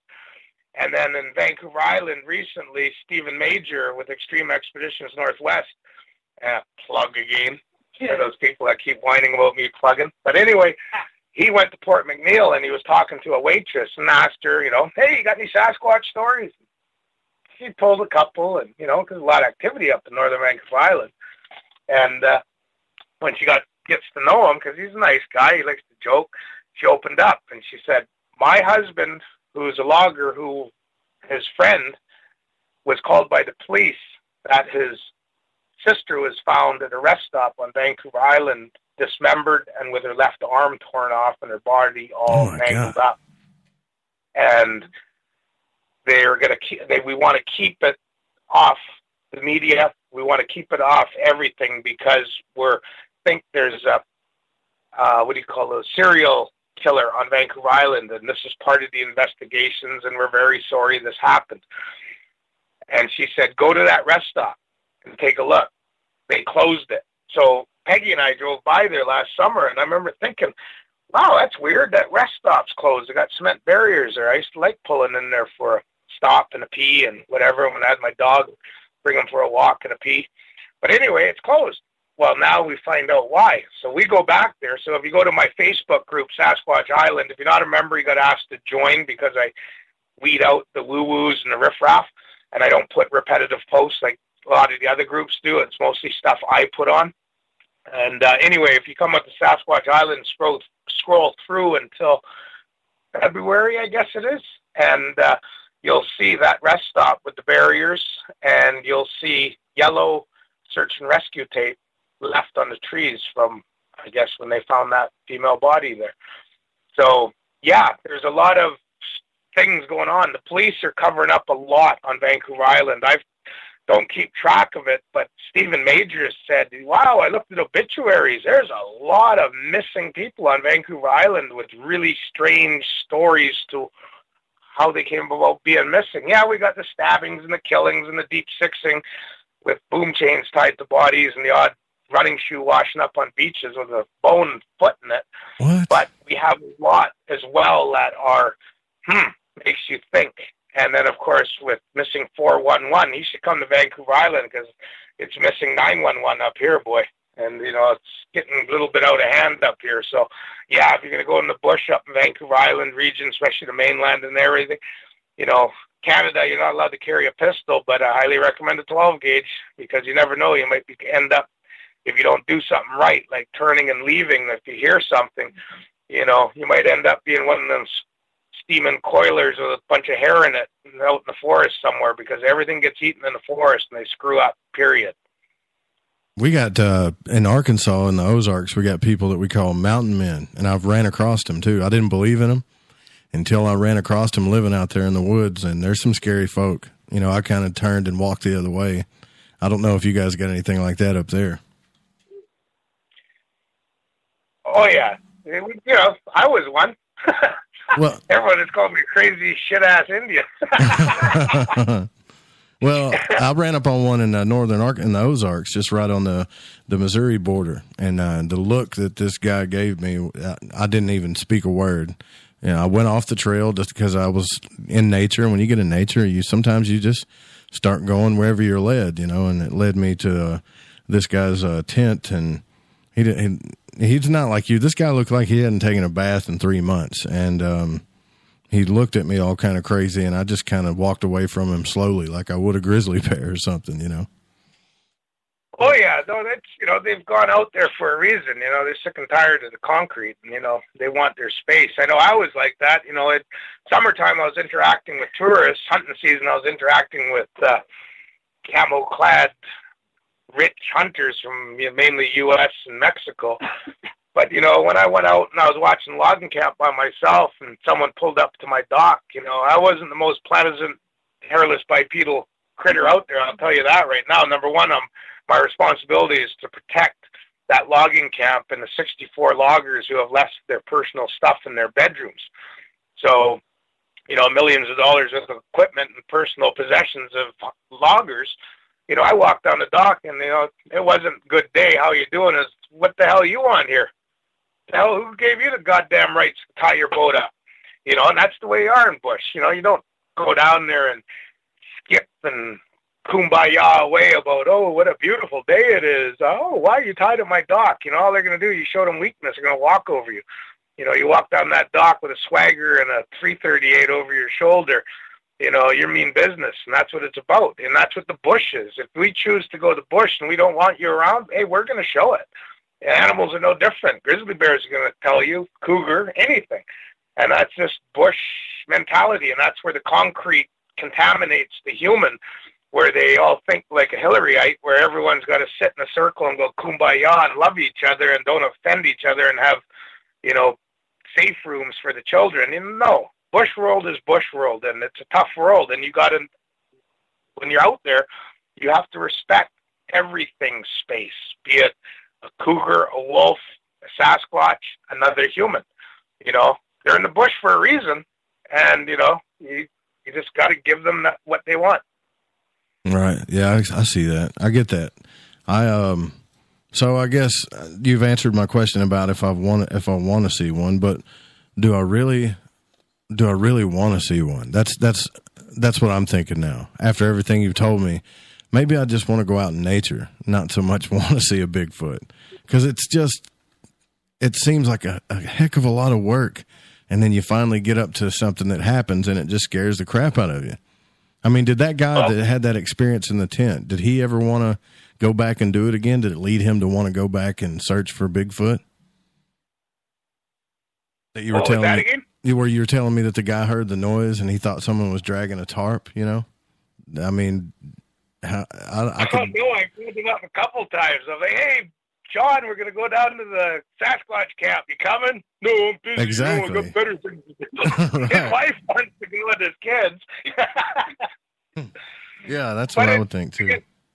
For you, I would highly recommend credibility.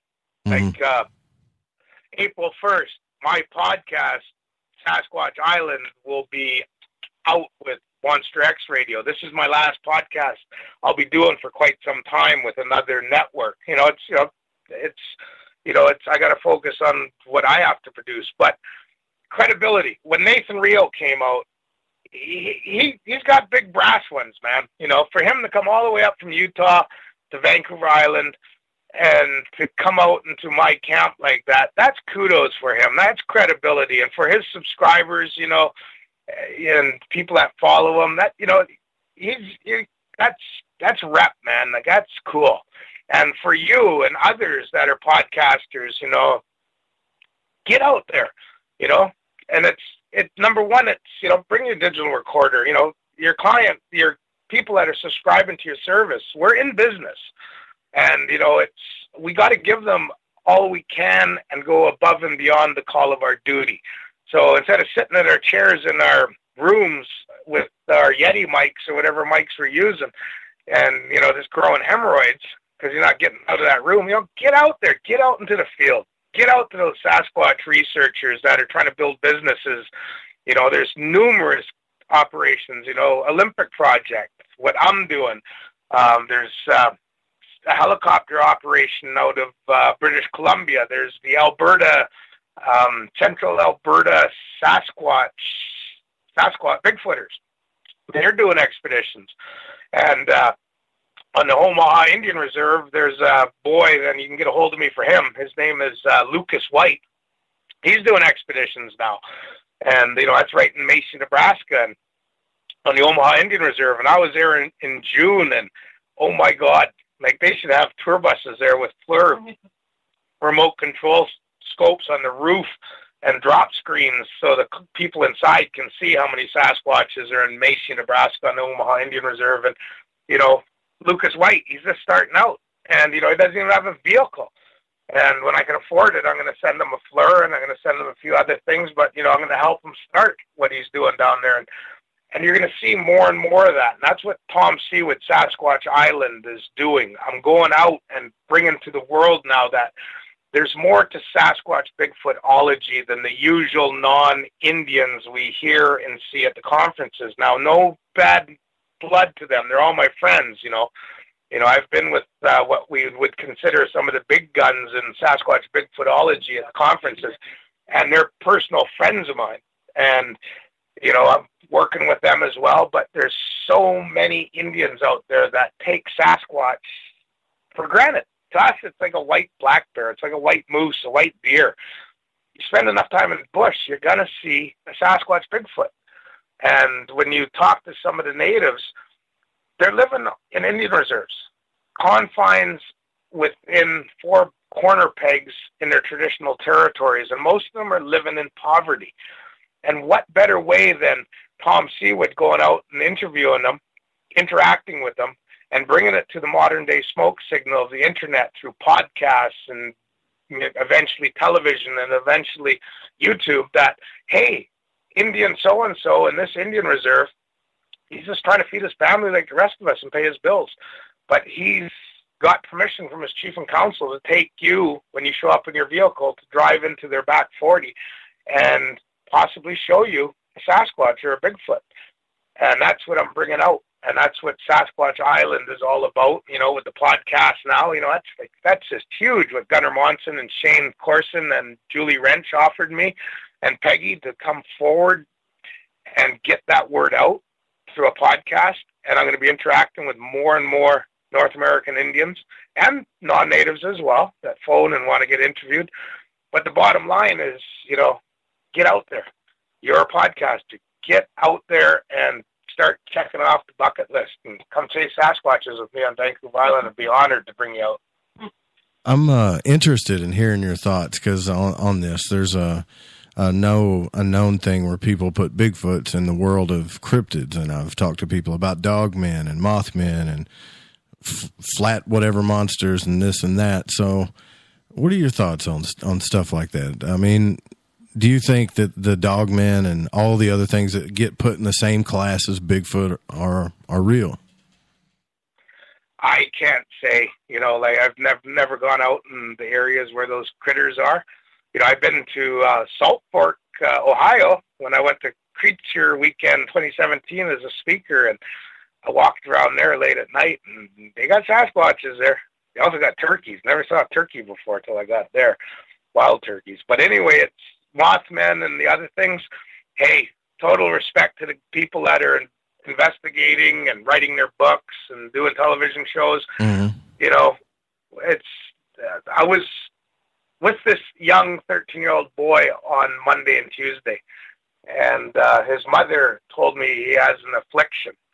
The kid is a genius, and I have never heard anyone recite the name of a hair-covered cryptid in Asia in all the different tribal names and dialects. I've never heard someone so astute about dogmen and all the cryptids. He knew every cryptid in the world. This kid has a photographic memory as a gift. And one of the things he taught me was, wow, there's a lot of the world that we don't know about the critters that are out there, be it paranormal or UFOs or these animals with fur and scales or whatever. So I keep an open mind, but, I got to stay crispy. I don't want to be a steaming coiler with hair in it out in the forest on a trail somewhere or on a beach. So I'm focusing on Bigfoot, Sasquatch in the Pacific Northwest for now, and wherever I get invited, like Omaha, Nebraska, and Salt Fork, Ohio, Northwest Territories, and other places. So, it's, the listeners that are out there, you got me. I'm an Indian guide. I'm not no ego or bragging, but, I do have some bush experience as a hunting guide and living out there for over 30 years. And anyone out there listening, you need help, with some big, hairy, loud, stinky critter on your property or back 40, I'd be honored to be invited to come interview you or come help you find the son of a gun. I forget who asked in the Spreaker chat, but someone asked about the smell that you're talking about with Bigfoot, that they have this stink. But when you see these shots or these pictures that we have, they look clean. I don't know about all that question, because I can tell you that there's a lot of wild animals that look clean, but they stink to high heaven too, I've jumped in a bunch of cabs in the city, and there's a nice clean fella from some other place out of North America, and man, it smells nasty. So it's not the looks. It's, it's, number one, I firmly believe they excrete in their underarms through scent glands like some of the primates do when they feel threatened or they want to intimidate you to leave. So the smell, what does it smell like? Well, when you're in a city and someone with a shopping cart walks by you and you get downwind from them and you can tell they haven't bathed in quite some time and they're a street person, and you get that stink, sour, human odor that just makes you cringe.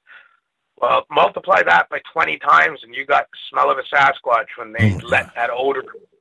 I've been in close proximity to Sasquatches that you can't smell them, and it's like black bears. Black bears smell out here, they smell like moss and soil from the rainforest. And grizzly bears, they smell like a wet dog with soil in it, except for when it's salmon season or they have a big bloated rotten deer or elk they come across, and then they roll in it for perfume, then they smell god-awful. And you can smell them from a long ways when you're downwind. So everything is different. And that's one of the things, like the Freeman footage, I heard recently that from that young kid the other day, Monday, that Paul Freeman, I think his name was, he passed on. But no disrespect to him, but I personally don't believe his video. Because when you compare Freeman's footage to Patterson-Gimlin, and the one that was filmed recently that is the female that runs from behind a boulder, disappears, stands up with a baby in her arms, holding it to her chest, and then runs away.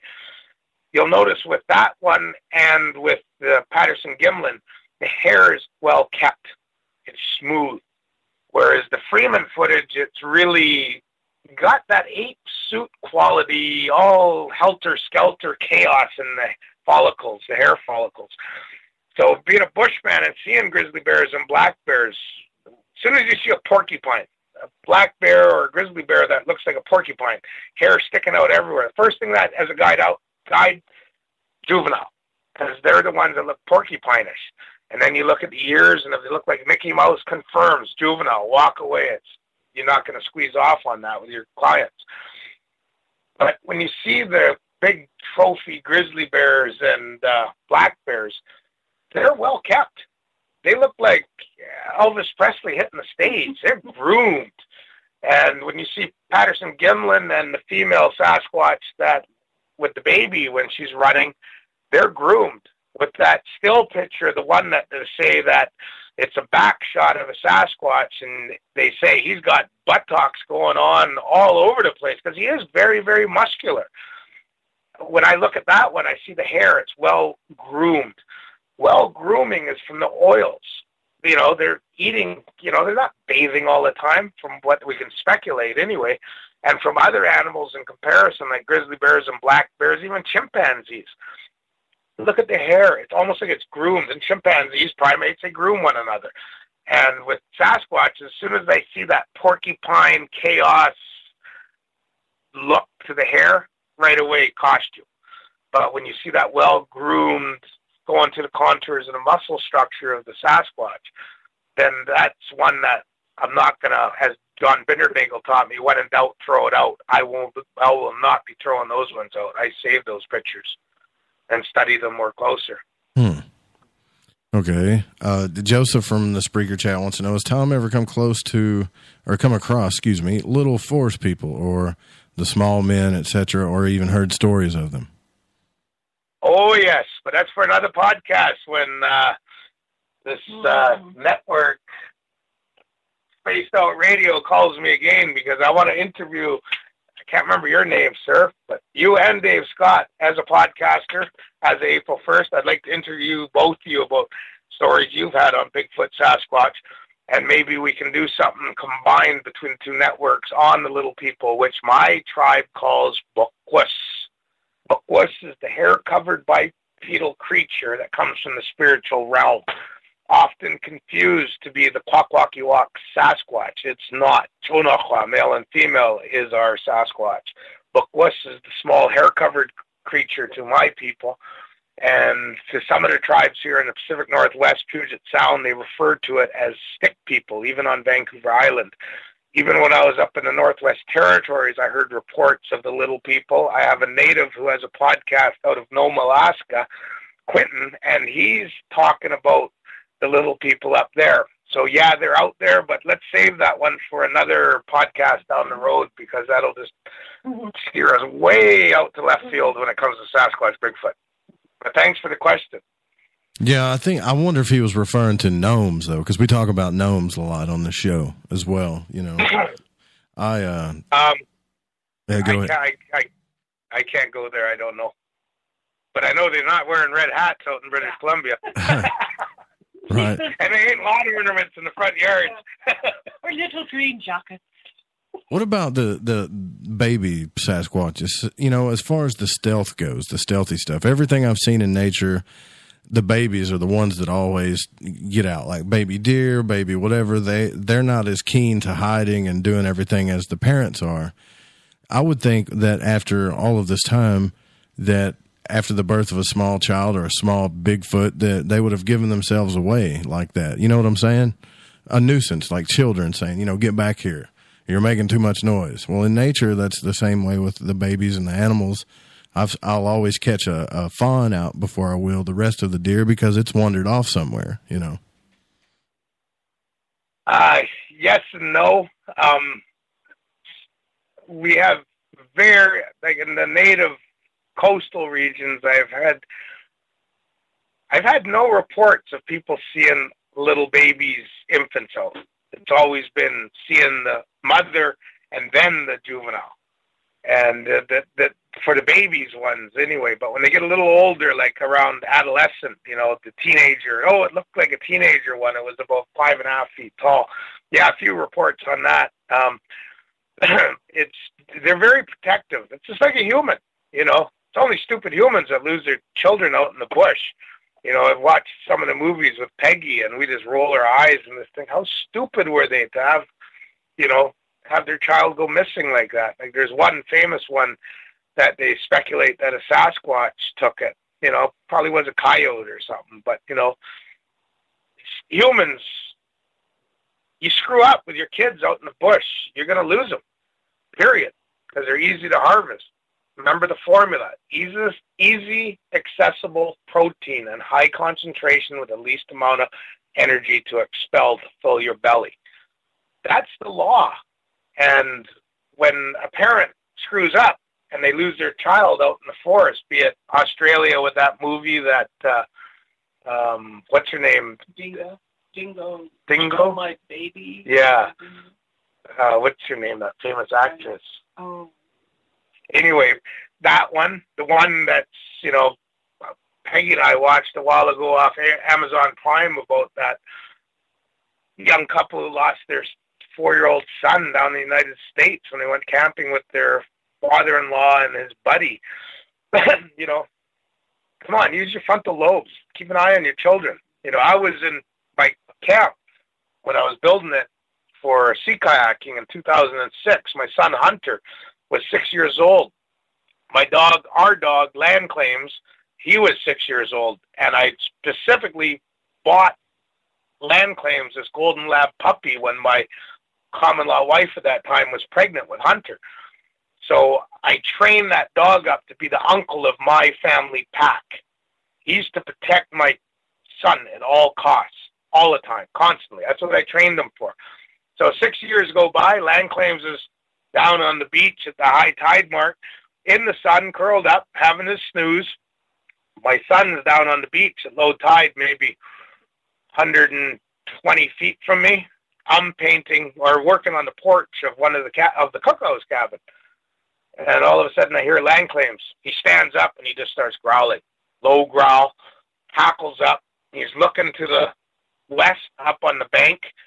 And I just instinctively grabbed my 30-30, put it beside me, and I walked with my dog down the beach towards my son, plucking limpets off the rocks and rolling rocks over, playing with the little baby crabs at low tide.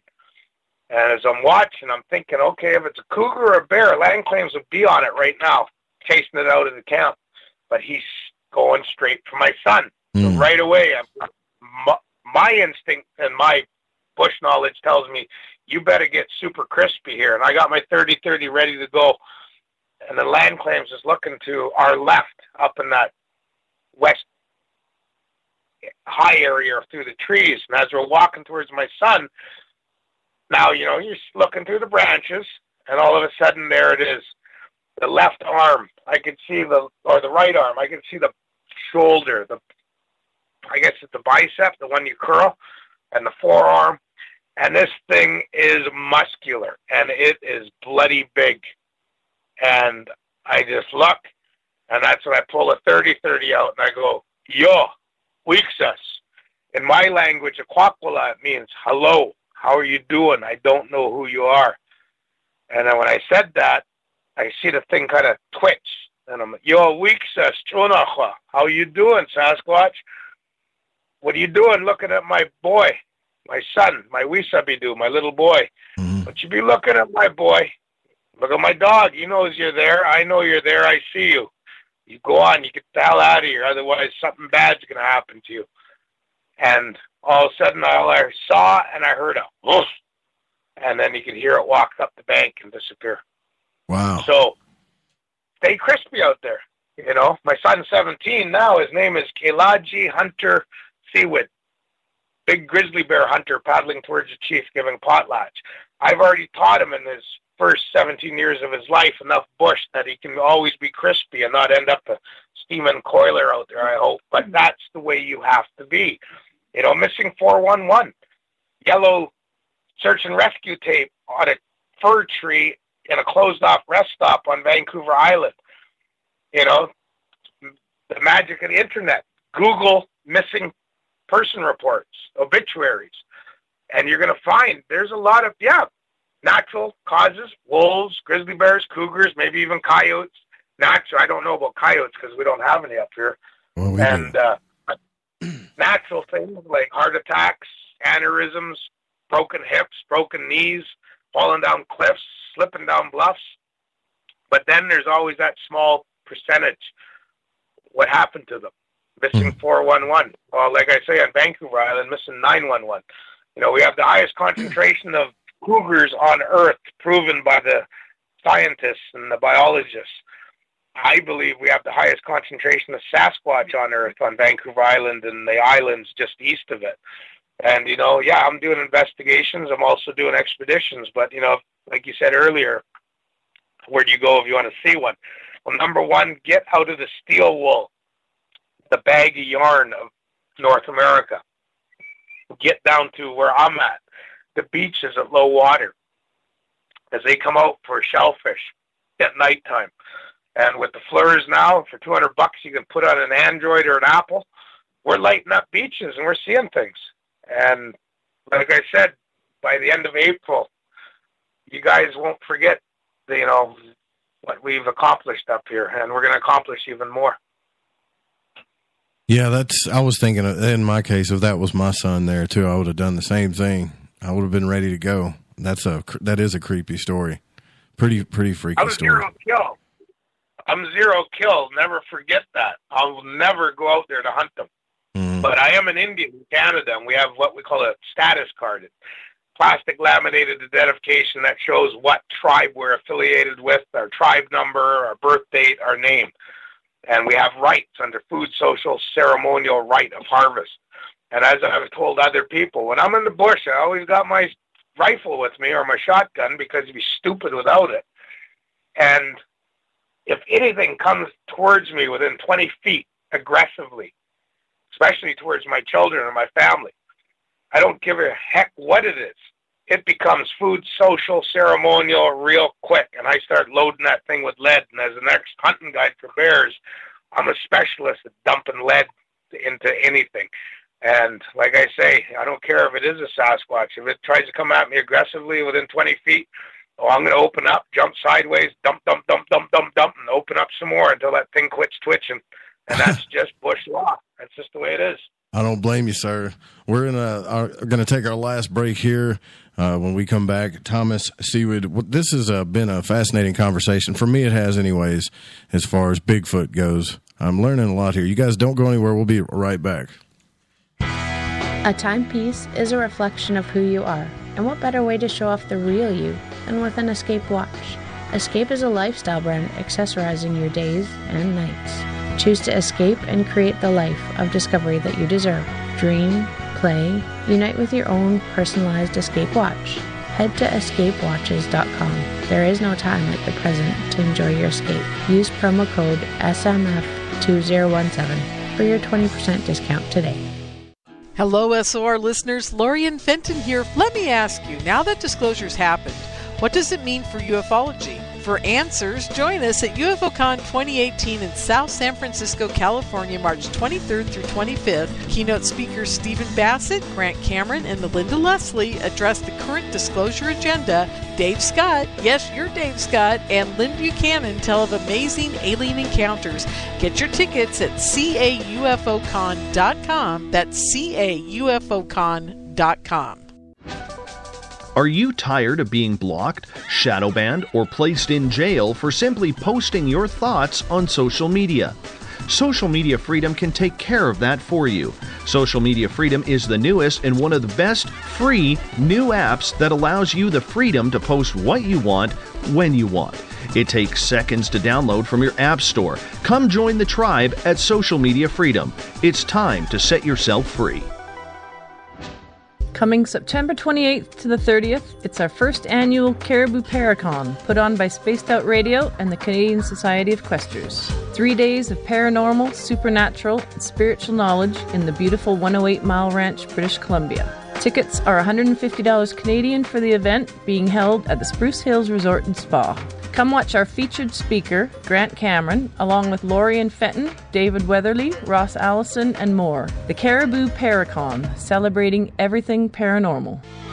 Not ready for bed on Saturday night? Right after Spaced Out Saturdays, hop on over to S4 with Corey Ruiz and me, Eric Cooper from Forest Moon Paranormal. With S4, there are no limits to what we try and uncover. From government conspiracies to helping clean up the paranormal, no topic is safe on S4. We get to the heart of the matter, of the subjects you want to learn more about. So tune in on S4 starting at midnight Pacific, 3 a.m. Eastern, only on spacedoutradio.com.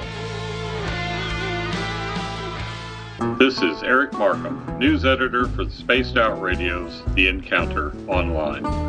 We have put together a great team of writers and journalists from all over the world to bring you top-quality paranormal stories, from alien encounters to the latest conspiracies. You won't find any of that fake news here. True stories and top-notch reporting as we look to bring these experiences to the mainstream. The Encounter Online, only at spacedoutradio.com. Hi there, this is Dave Scott from Spaced Out Radio, and I want you to come on a nightly journey. Starting at 9 p.m. Pacific, midnight Eastern, every Monday through Friday, you can come hang out with me and the other space travelers. We have it all from Carl the Alien bouncing on by to those misfit gnomes causing havoc. It's 3 hours of fun and entertainment on those topics the mainstream really doesn't want to touch. Come get all paranormal with us at spacedoutradio.com, and together, my friends, along with our resident guitar god Bumblefoot, we own the night. Do you want to know the truth? Do UFOs exist? Are aliens real? Are the governments hiding the biggest secret in history? We're UFO seekers, and we're on a hunt for the truth. Subscribe to our YouTube channel and follow along with us as we journey across the United States, visiting UFO hotspots and alien hotspots, trying to document the UFO phenomenon. Catch us on Spaced Out Radio every third Monday of the month as we discuss Area 51, UFOs, and more. And also, don't forget to subscribe to us on YouTube. Looking for a place to advertise at a very reasonable cost? Look no further than Spaced Out Radio. SpacedOutRadio.com has an advertising tab that you can click to check out our daily, weekly, and monthly packages to play on the radio, or our website including social media. From commercial spots to banners, we have it all. Check out our competitive pricing today.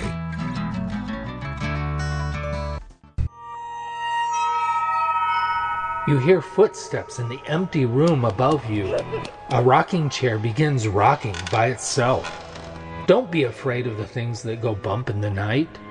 Reach for Spirit Storybox, the iPhone app the Huffington Post UK called the only ghost hunting app you will ever need. Spirit Storybox. The spirits are telling their stories. Are you listening? Visit purpleplates.com today. For over 40 years, the Purple Energy Plates have been delivering amazing results for their many customers. Inspired by the great genius Nikola Tesla, the harmony, healing, and energetic effects of the plates have proven over and over to be beneficial and often miraculous to thousands of customers. Check their site for daily specials and choose from their many energy products. You won't be sorry. Visit them today at purpleplates.com. It's Cosmic Sundays with me, Elizabeth Anglin, in Cosmic Passport. Let me take you down a 3-hour spiritual journey where we will get into everything from ET contact to Psychic Sundays. It's a journey of listening and learning together with some of the best professionals in their fields. You can tune in to Cosmic Passport at spacedoutradio.com every Sunday, starting at 9 p.m. Pacific, midnight Eastern.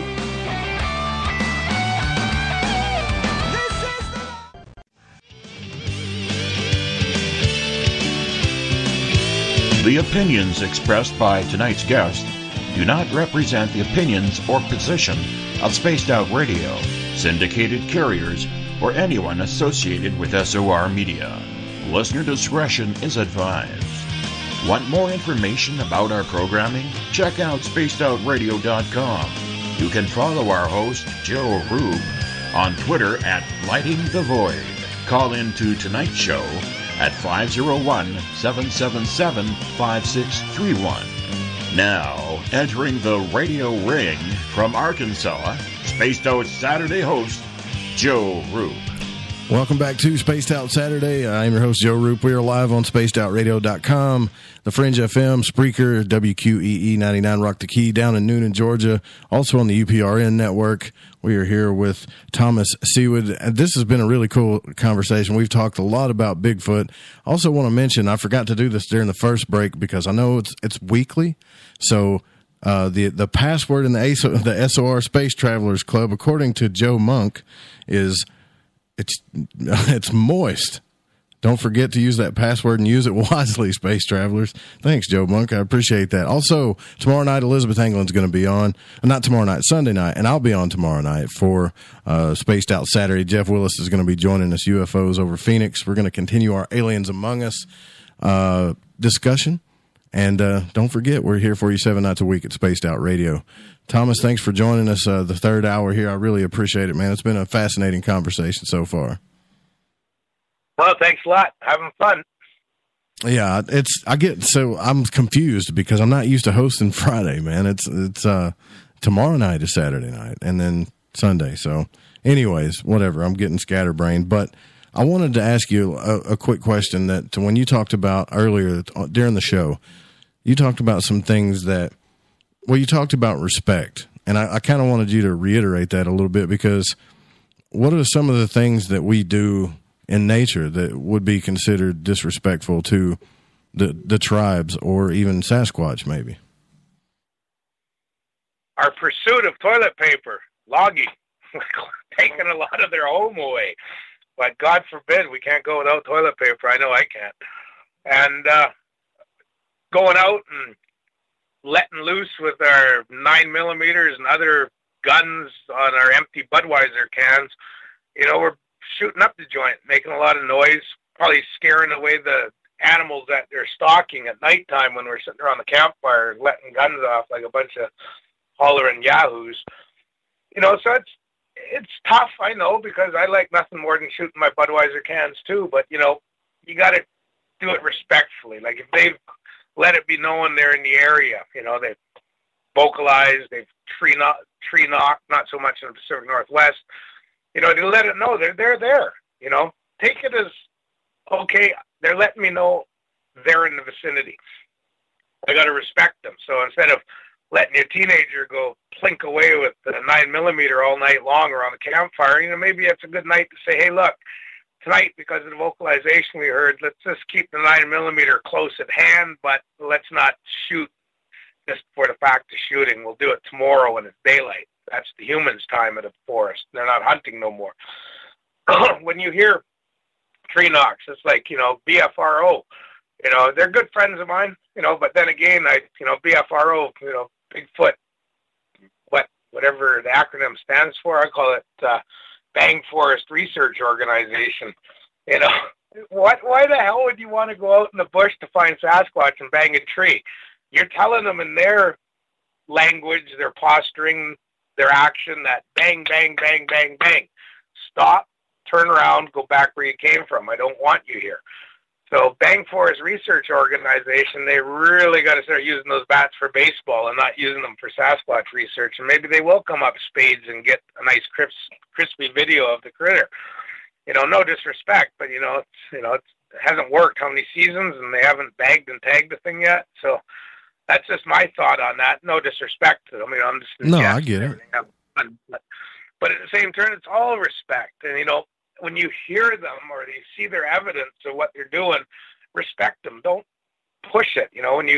We're taught, turn 180, go back where you came from, and go hunt or harvest some other place. At the same turn, how many people aren't doing that? They're pushing the boundaries, and next thing you know, we hear about them on Missing 411's Facebook groups, So you got to be very respectful out there. Humans, they lose the ability to show respect. Yeah, look at the... I get that. Fellas with their crotches down by their knees and their buttocks hanging out.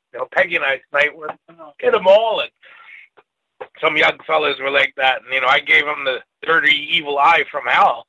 And then what did he do as he's going up the escalator? He pulled up his pants. Respect. You have to do that. And at the same turn, you can't be a lefty, not say anything because I might offend him. Offend this SOB, if he's got his pants hanging down, or at the same turn, if the Sasquatch is telling you, please respect me. It's dark, getting dark. I'm out here. I'm letting you know I'm here. Then show me some respect. Don't let loose that whole clip in your 9mm or your AR-15 just because you had 6 beers in your belly and it's fun. Save the fun for the daylight. That's what I'm saying. Right. I like nothing more than a dumping a 30 clip. You know, it's nothing but fun. But at the same turn, if I know there's Sasquatches around at night, you know, I'll go to my buddies and go, hey, let's leave the shooting for daylight, okay, boys? Well, how come? Well, you guys heard that what we think is a Sasquatch. He's letting us know that he's hunting right now. You know, it'd be like us in the logging slash hunting deer. Do you want someone to come in with his Harley Davidson and start cracking the throttle, you know, barking and yapping away with his muffler? No. So it's respect. Let's respect the Sasquatch and let him hunt tonight without us shooting the guns. And that's all I'm saying. You know, it's a two-way street out there. Yeah, I hear you. And that's that way where I live, too. I get so sick of it. And, you know, there's this whole gun dilemma going on right now, and it's been going on for a long time.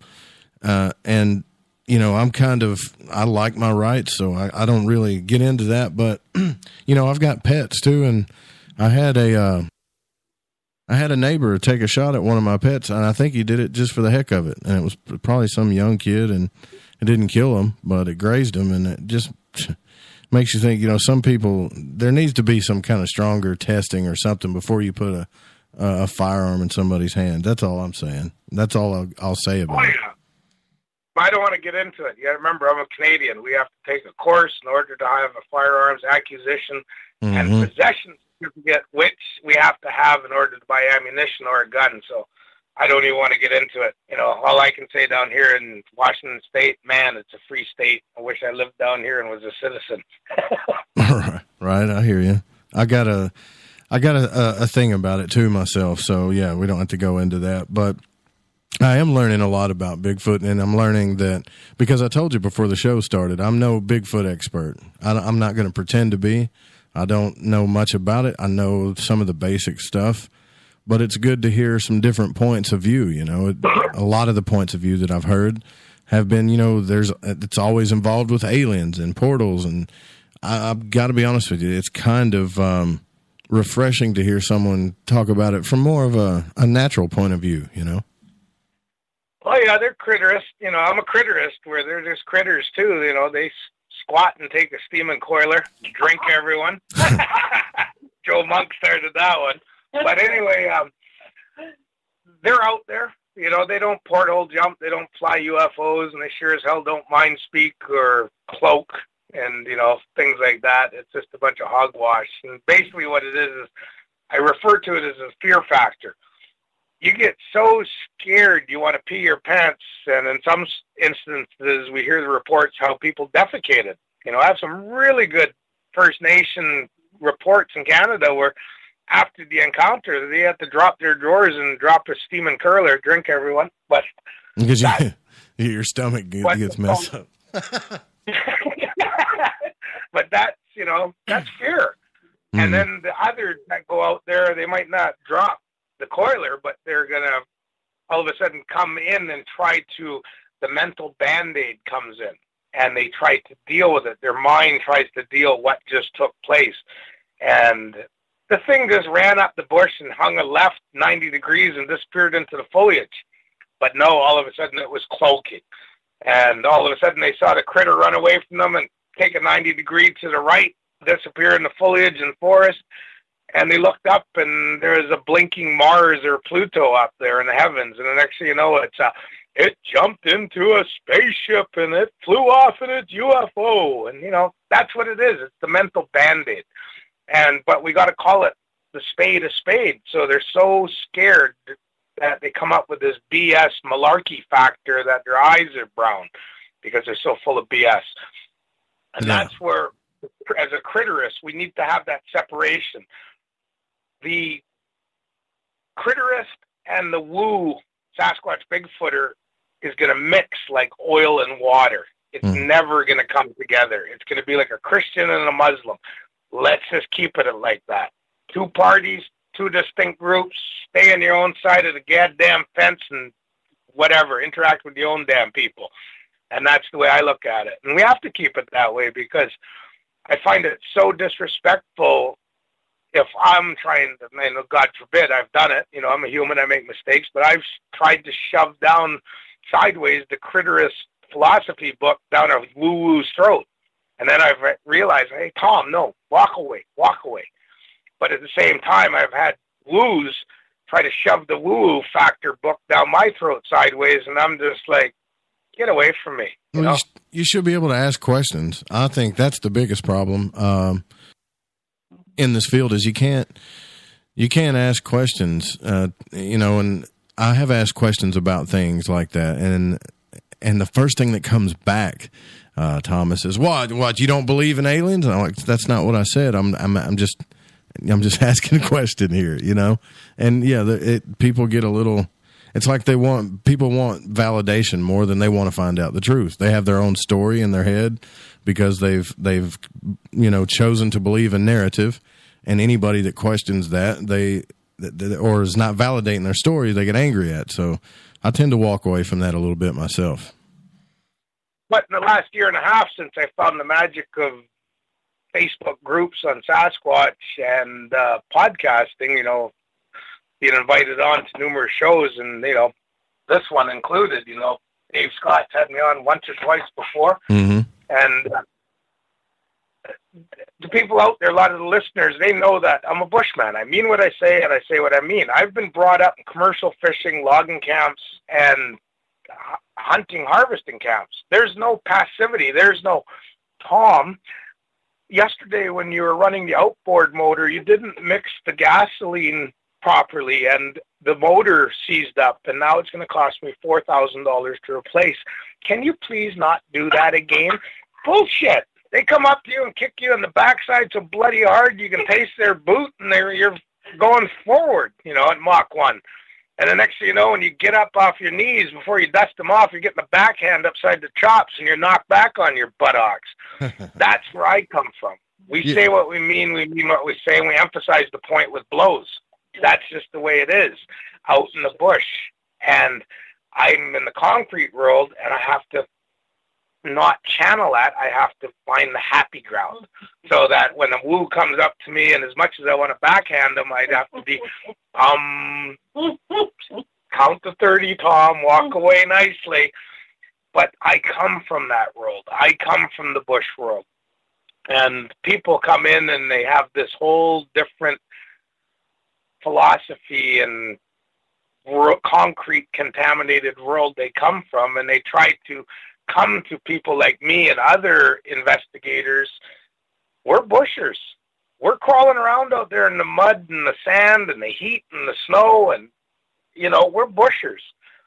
And when someone tries to come to a critterous busher like me in the side of the fence I'm on and tries to bring wooism into it, it's like walking into a KKK rally and saying, hey, I'm an Indian and I'm the one that you guys should be worshiping and not whatever you're after.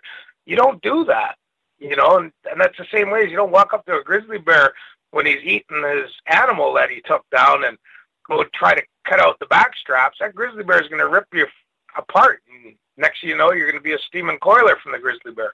That's the bush world, and that's what I'm trying, and I have been advocating that, and I have been educating people about that, where now I can, thank God, make posts on social media, which I do quite a bit, because, I am advertising the television productions I'm in progress putting together with 3 different outfits, the expeditions I'm doing, the tours, and bringing out that message of critterous, who and what we are and what we stand for. And thankfully now, after I've ripped a pound or 2 of flesh off numerous people and flushed them on Sasquatch Island, where if you get your 3 warnings, your 3 strikes, I keep you posted, but then I block and get rid of you, but I leave a picture of a Sasquatch sitting on a toilet taking a dump and laughing. That means you've been flushed from Sasquatch Island, my group. It's my group. It doesn't allow wooism. You want to come in there and try to be an evangelist and try to shove that wooism book down my throat sideways into my group members, you will be flushed, and so you will be put on forever. Just like Joseph's asking in the chat room, so you don't acknowledge the spiritual interaction between people and Sasquatch or other animal spirits, or is that do you consider that woo-woo as well? I didn't say that. That's words. That's why he's asking that. Because spiritual is a little bit different. Yeah, spiritual is different. For the Sasquatch, the Jonahua being so powerful, the Kwakwaka'wakw, one of the things and one of the the most renowned books on our art tells you that when you do a Chonokwa mask, you don't do natural eyes like a human.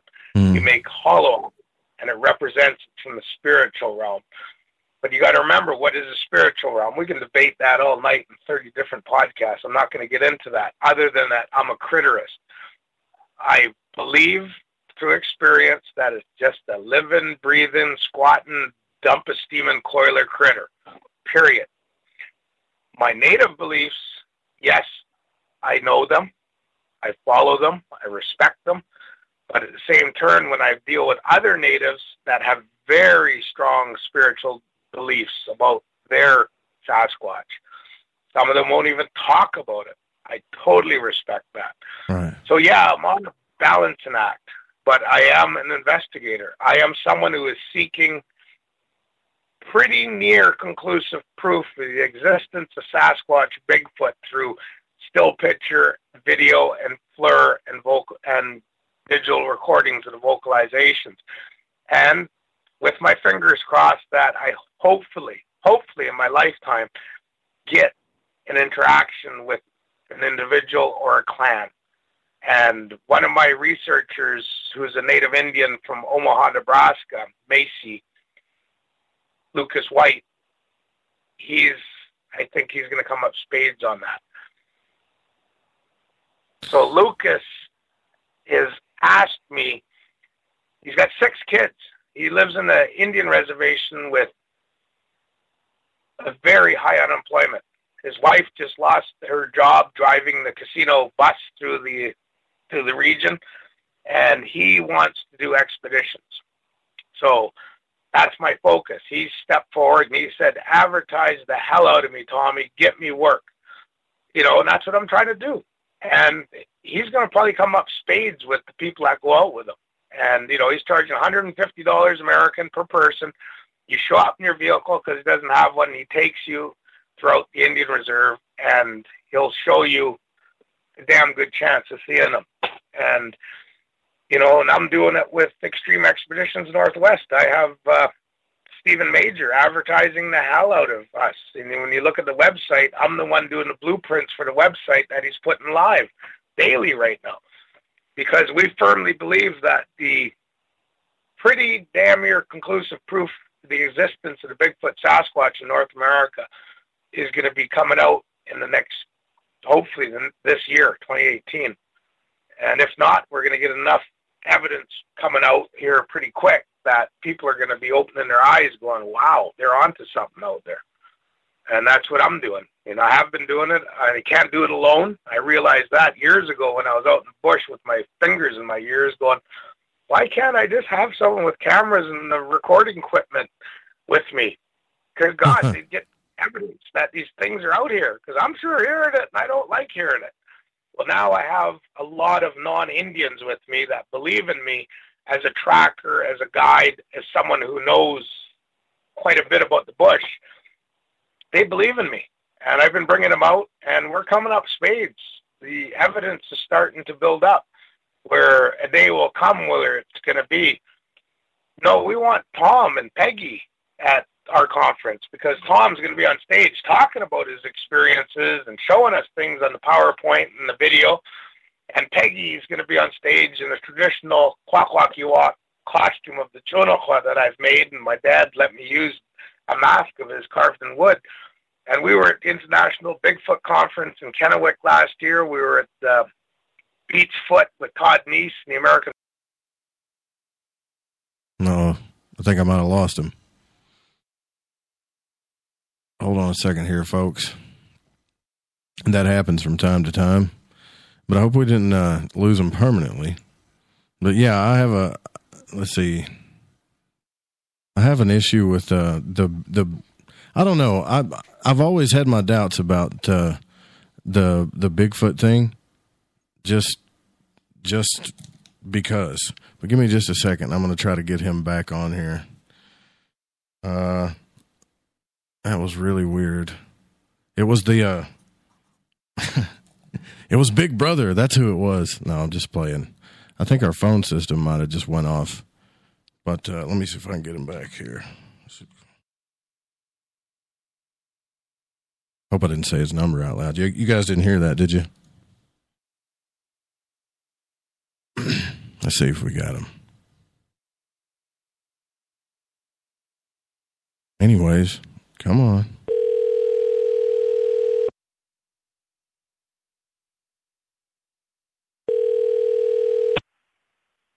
Hello? Can you hear me, Thomas?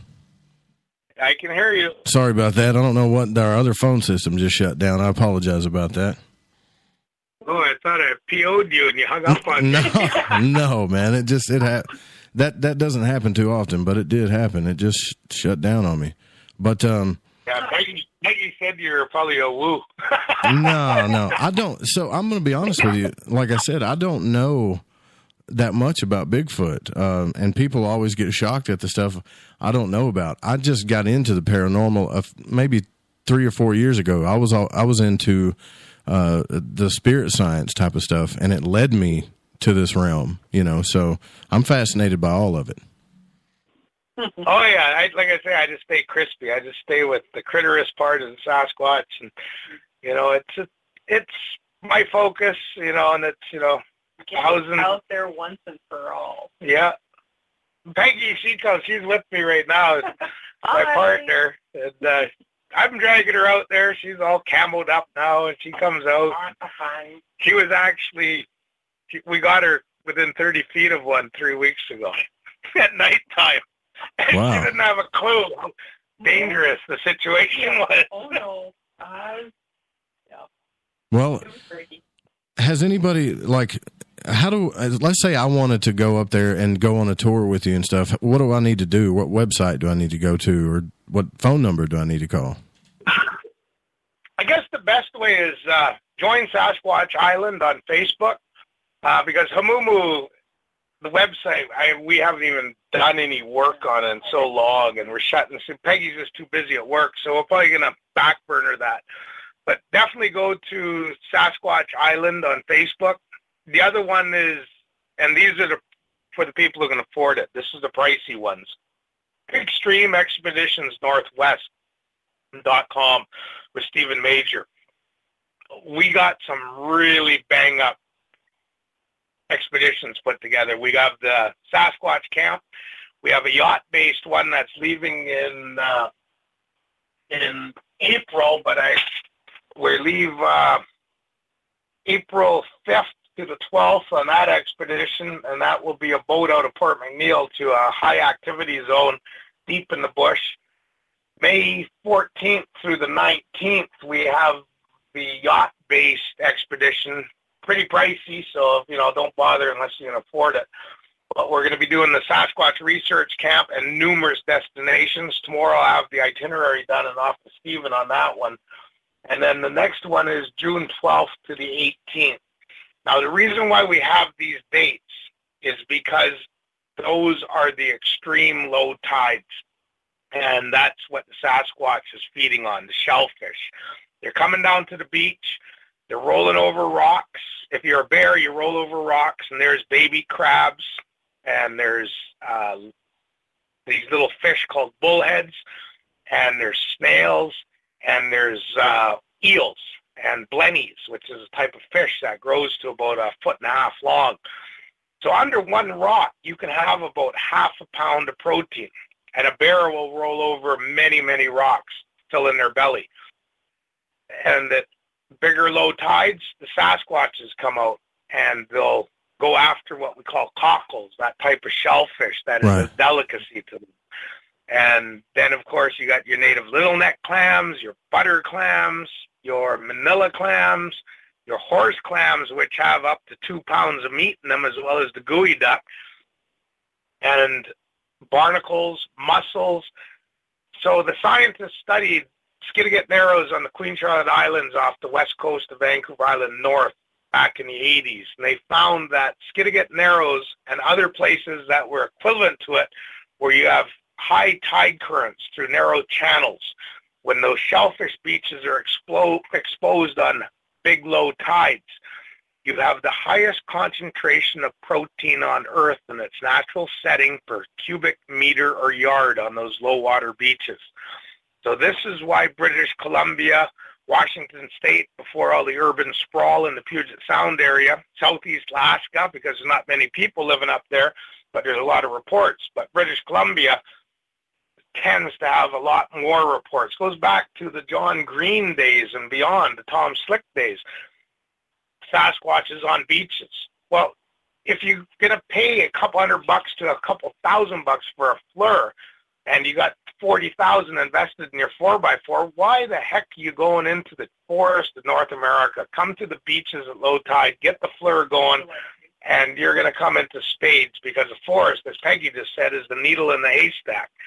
You know, we got frontal lobes. If you're going to be an investigator, show you got one. You know, 50-plus years, people have been running around the forest in North America trying to come up spades with Sasquatch film. And Roger Patterson and Bob Gimlin did it in '67, and we can count how many other individuals have done it in the last 51 years on our left hand, on the 4 fingers and 1 thumb. But how many reports do we see out on those beaches at low tide? So if you want to find Sasquatch and want a good chance of hearing it, seeing it, smelling it, recording it, every one of the guests that we get that come out with us in the Paying Adventures, they sign, and they'll sign on the hood of a pickup truck if I have to, or on the dock down at the marina before we leave, a contract that says this is the percentage you will get if we come up spades and get video or whatever. That's cool. Because bottom line is, I seen it, 3 weeks ago. Everyone starts arguing and fighting over what was gathered. I don't do that, and that's why my guests even sign. If and when we do film that Sasquatch or get audio or FLIR or what have you, at least when you go home, you can smile and go, well, my trip's paid for and my next 20 trips with Tom are paid for, because we come up spades and got a nice crispy video of Sasquatch out on the beach. That's smart of you, because I can tell you right now I've had firsthand experience with that. When it comes to people fighting over film and stuff, you get all these people that go out to an area, and they're, we're truth seekers. We're here for whatever reason, spiritual or whatever reason they say they get out there. Then they get something on film, and it turns into a knockout, drag out. I'm like, I thought you guys were holding hands, kumbaya, truth seekers. Now you're killing each other over $100 or whatever you think you're going to make off this film. That's really smart of you to do that. So we're talking millions, and what took place 3 weeks ago, I can't say anything. Like I said, please respect that until we do release. But in the next month here, people are going to be going, Tom Sewid, Peggy Fritterer, holy shit, they came up spades and beyond. And that's what you get with me. I'm not bragging, but I lived out there for 30+ years, and Peggy's been out there with me, and she's heard and seen a few, and not seen a few things yet. We're still trying to get her to see it. Ignorance is bliss, I have to say. So Kevin, Kevin, I'm just going to call you Kevin. Kevin is trying to find your artwork on the internet. Do you have your artwork on the internet where we could find it? I do have it on Sasquatch Island. I don't really like people to be friends with me on my personal site, which is Thomas Sewid, Sewid, unless I've eyeballed to them. I know them personally. And you got to remember, my teenage kids are looking at my personal profile on Facebook, and sometimes I get some pretty nasty people coming through as friends in the beginning, and then all of a sudden they're trying to rip me a new one. So anyway, I'm pretty cautious on that. It is social media. I do have teenage kids. But Sasquatch Island, you'll see a lot of my art. I do the Kwakwaka'wakw West Coast interpretations in my eyes. Right now I'm looking above my laptop at the famous frame 52 of the Roger Patterson Gimlin film, but I did it in West Coast native art. And I'm now a member of Monster X Radio. This is my last interview as a podcaster for quite some time, because I got to go concentrate on my own show, Sasquatch Island, which I've been recording quite a few episodes. April 1st, Monster X Radio. It's free. You're going to hear a bunch of stuff there, but if you take the next step and you become a subscriber, you get 4 different podcasts, one of which is mine called Sasquatch Island. And in April, when we kick off April 1st, at the end of the month, whoever signed up for the subscription service, I'm going to draw from a hat on Facebook Live if I can figure out how to use it. And someone's going to win that original done in felt pen, mind you. I might touch it up with acrylic, but they're going to win that print, and they can put it on their wall. Man, that's cool. Pretty cool. Yeah, that is cool. Hey, I was. And then if anyone wants any art done, whether it be commercial or, if they want it commercial and make T-shirts out of my art, no problem. I do charge a fee, of course, for that. Not too much. It's pretty reasonable. If someone just wants to buy my art, I can bang off a print for usually starting at about $300 for an original, which is about 18 inches high. Bigger, of course, more price. But I do all kinds of art, West Coast Native art, legends and stories.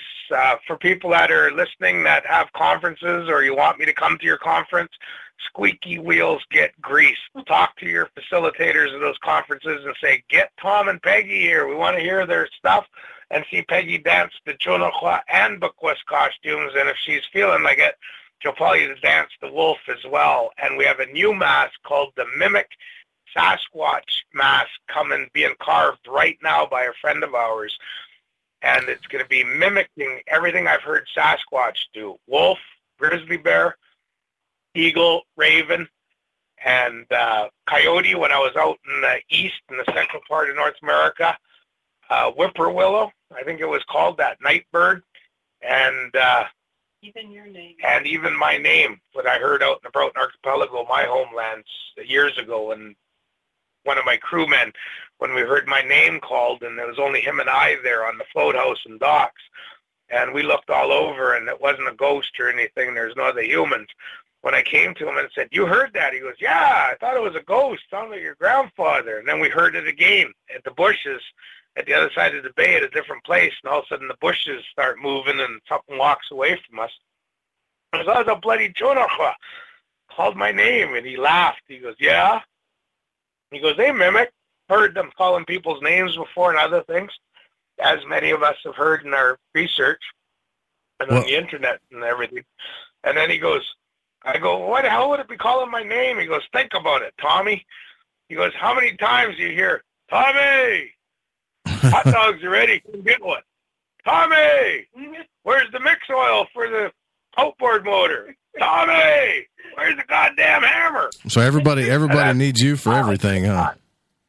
Yeah, well, I was a bush boss for decades out there. My crews, they're always calling my name for something.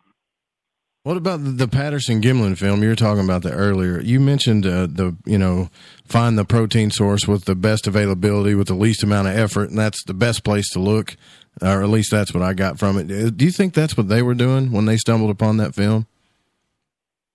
Yes, because I respect Bob Gimlin so much. He's a good friend of mine and Peggy's. And because I respect the efforts of what him and Roger Patterson did back in the day, and they've had enough shit and abuse from a bunch of skeptic, non-frontal lobe developed idiots, out of respect, I'll totally honor what happened. And personally, unless I'm invited by Bob to go down there and dig around and see what the protein is in that creek that time of the year, I ain't going to do it. But for others, that's something you might want to do. I'm sure there's crayfish and trout. Roll the rocks over. There's those bugs that encase themselves with a tube of little pebbles. You can pick 1,000 of those, and you have enough protein to do you for 24 hours. It's survival food. And then whatever else is down there. I'm not from California, so I don't know that backyard down there. But, it's always the protein source. And they spooked the Sasquatch that apparently was kneeling in a creek. So go figure it. There's definitely protein there that time of the year. I'm going to start. I might take that into consideration here where I'm from, because I know that Shar thought that she heard you bring up something about Oklahoma, but I know that there is sightings here in Arkansas, so I might actually take that into consideration here. I mean, if that's a fundamental, it makes sense, right? If you think about it, it does. It makes total sense. Don't be a dumb human. Think about it like a smart Sasquatch. Cornfield, nut groves, orchards, fruit trees, gardens, green boxes for compost that we have here in Kent, Washington. I phoned the investigator up, talked to him, and I said, hey, you got we got 3 boxes. We got garbage, we got recycle, we have the green box for compost. I said, you finding any places that have green boxes that are going missing? And he goes, why? I said, I'm a Sasquatch investigator. I kind of think with the handle on it and with all the protein in there, they might be taking those boxes. And he goes, son of a bitch. He goes, I got a lot of subdivisions where there's a lot of green boxes going missing. So use your frontal lobes. Be the hunter. Be the tracker. That's what I do. I'm in an urban setting right now in Kent, Washington, but I'm out there having a cigarette every day, and I'm looking at the green box going, damn, if I was a Sasquatch, I'd grab that handle, green box in each hand, run into the back 40. I got enough protein to do me for 3 days. Yeah. Well, have you and Peggy, have you both been together and saw or had an encounter together? First time we were hanging out together, we're on my float house. I got rid of my worker with the water taxi tour boat, and I was just sitting there with this hot-looking girl from Washington, trying to get to know her. We're sitting on the float house, having a wine. Got dark. All of a sudden, I could smell something, and I knew something was there. You asked me. Yeah, I asked her. She smelled that. Have you smelled that? I said, yeah, I smelled that. You're like, where? Like, I don't remember where, because I've kayaked all around that area. He's like, that's the smell of the Sasquatch. And then you pointed off into the dark, and it's right there. That was just so freaky. So you saw it? The hair on... No, it was dark, but he could smell where it was. Of course, I didn't know. You know, it was... I just kind of... I knew of him, but it was sort of funny how he just point right into the darkness at this point, this invisible point that I didn't know was there, but he knew it was there because he lived there. And he's like, it's right there. And he goes, I'm going to go get my gun. And I've been raised in the concrete. So when somebody says I'm going to get my gun, that just like freaked me out. It was just like, oh my God. So he comes back with his gun. He's like, he's right over there. That's SOB. And I'm like, really? No, really, no. I can't believe this. That really? And then he's like, we better get in the house. We better get in the float house, because it was a float house. It was on the water, but the point was right next to it. He's like, we better get in. And I don't know what happened. I was like one of those tunes with the feet just going in circles, not getting any traction. And we got through we headed to the door, and I didn't realize there was a step there, and I tripped, and I landed in the living room, and he was closing the sliding glass door, and he goes, man, that sucker's close. And I'm just laughing, thinking like back in the 50s, those old black and white spooky movies of the creatures out in the woods. And yeah, that's what I'd be thinking too. You know, yeah, falling and tripping and sprained her ankle. And that was me. I sprained my ankle.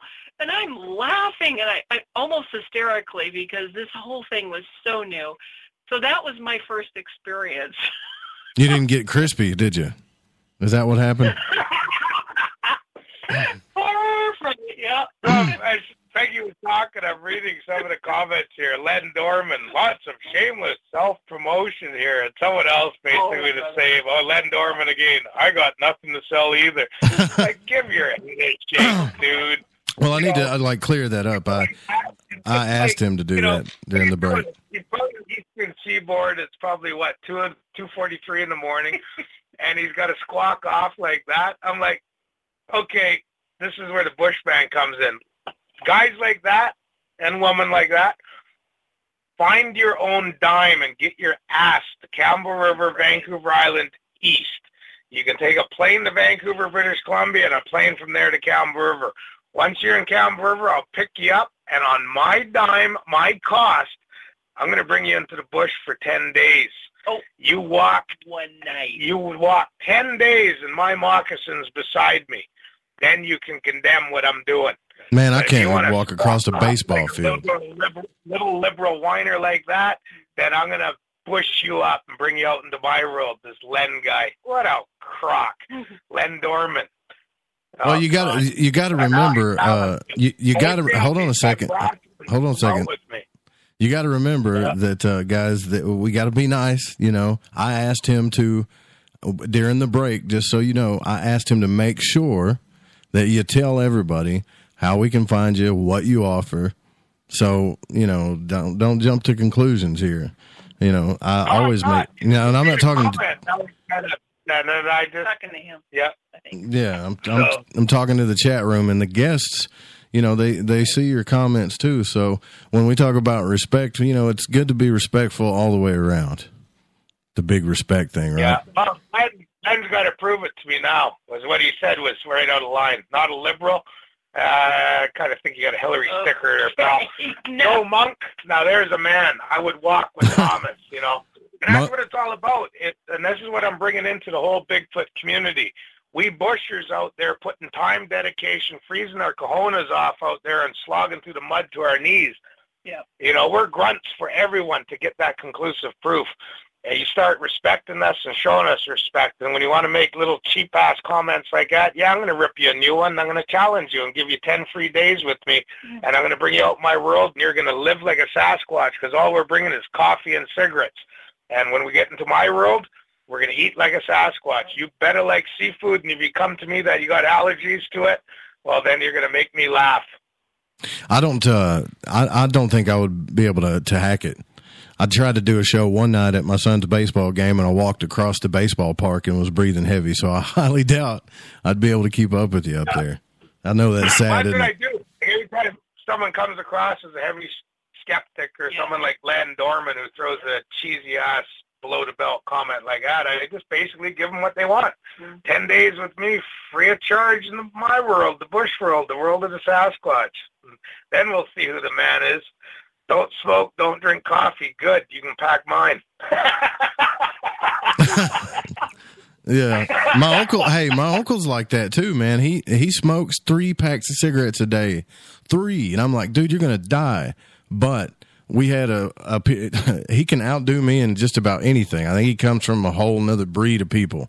You know, we had to do some stuff. I won't go into it, but we had to do some work on a car, and I can just tell you that I was done way before he was. And he smokes pretty heavily. So some people got it, some people don't. Oh, yeah, I smoke because I don't like the mosquitoes. I don't blame you. I don't blame you. That's my excuse. I'm sick of that one. Yeah. But but I do want to ask you this. Have you guys ever seen any UFO activity out there? Just out of curiosity. I know it's a left field question. There's a guy you want to get a hold of and write this, or actually even just listen to the recording, Echo Bay. His name is Billy Proctor. He's a bushman who's lived out there for, probably over 85 years. He's wrote a couple books. I personally haven't seen anything myself, but one day about 6 years ago, I was out on this dock and we were just jawing away, and he told me that a few days before he's seen something fly over that part of his bush world, and he had my hair standing on end, and Billy Proctor, his lips are flapping. You take it to the bank. That guy is so respected. Cool. He's an international pine card, but Billy Proctor, Echo Bay. He's on Facebook, Billy Proctor, Proctor, and talk to him. Get him on one of your shows because, man, his story is pretty cool about a UFO. Yeah, I'll actually do that. I'll take that into consideration. Thanks.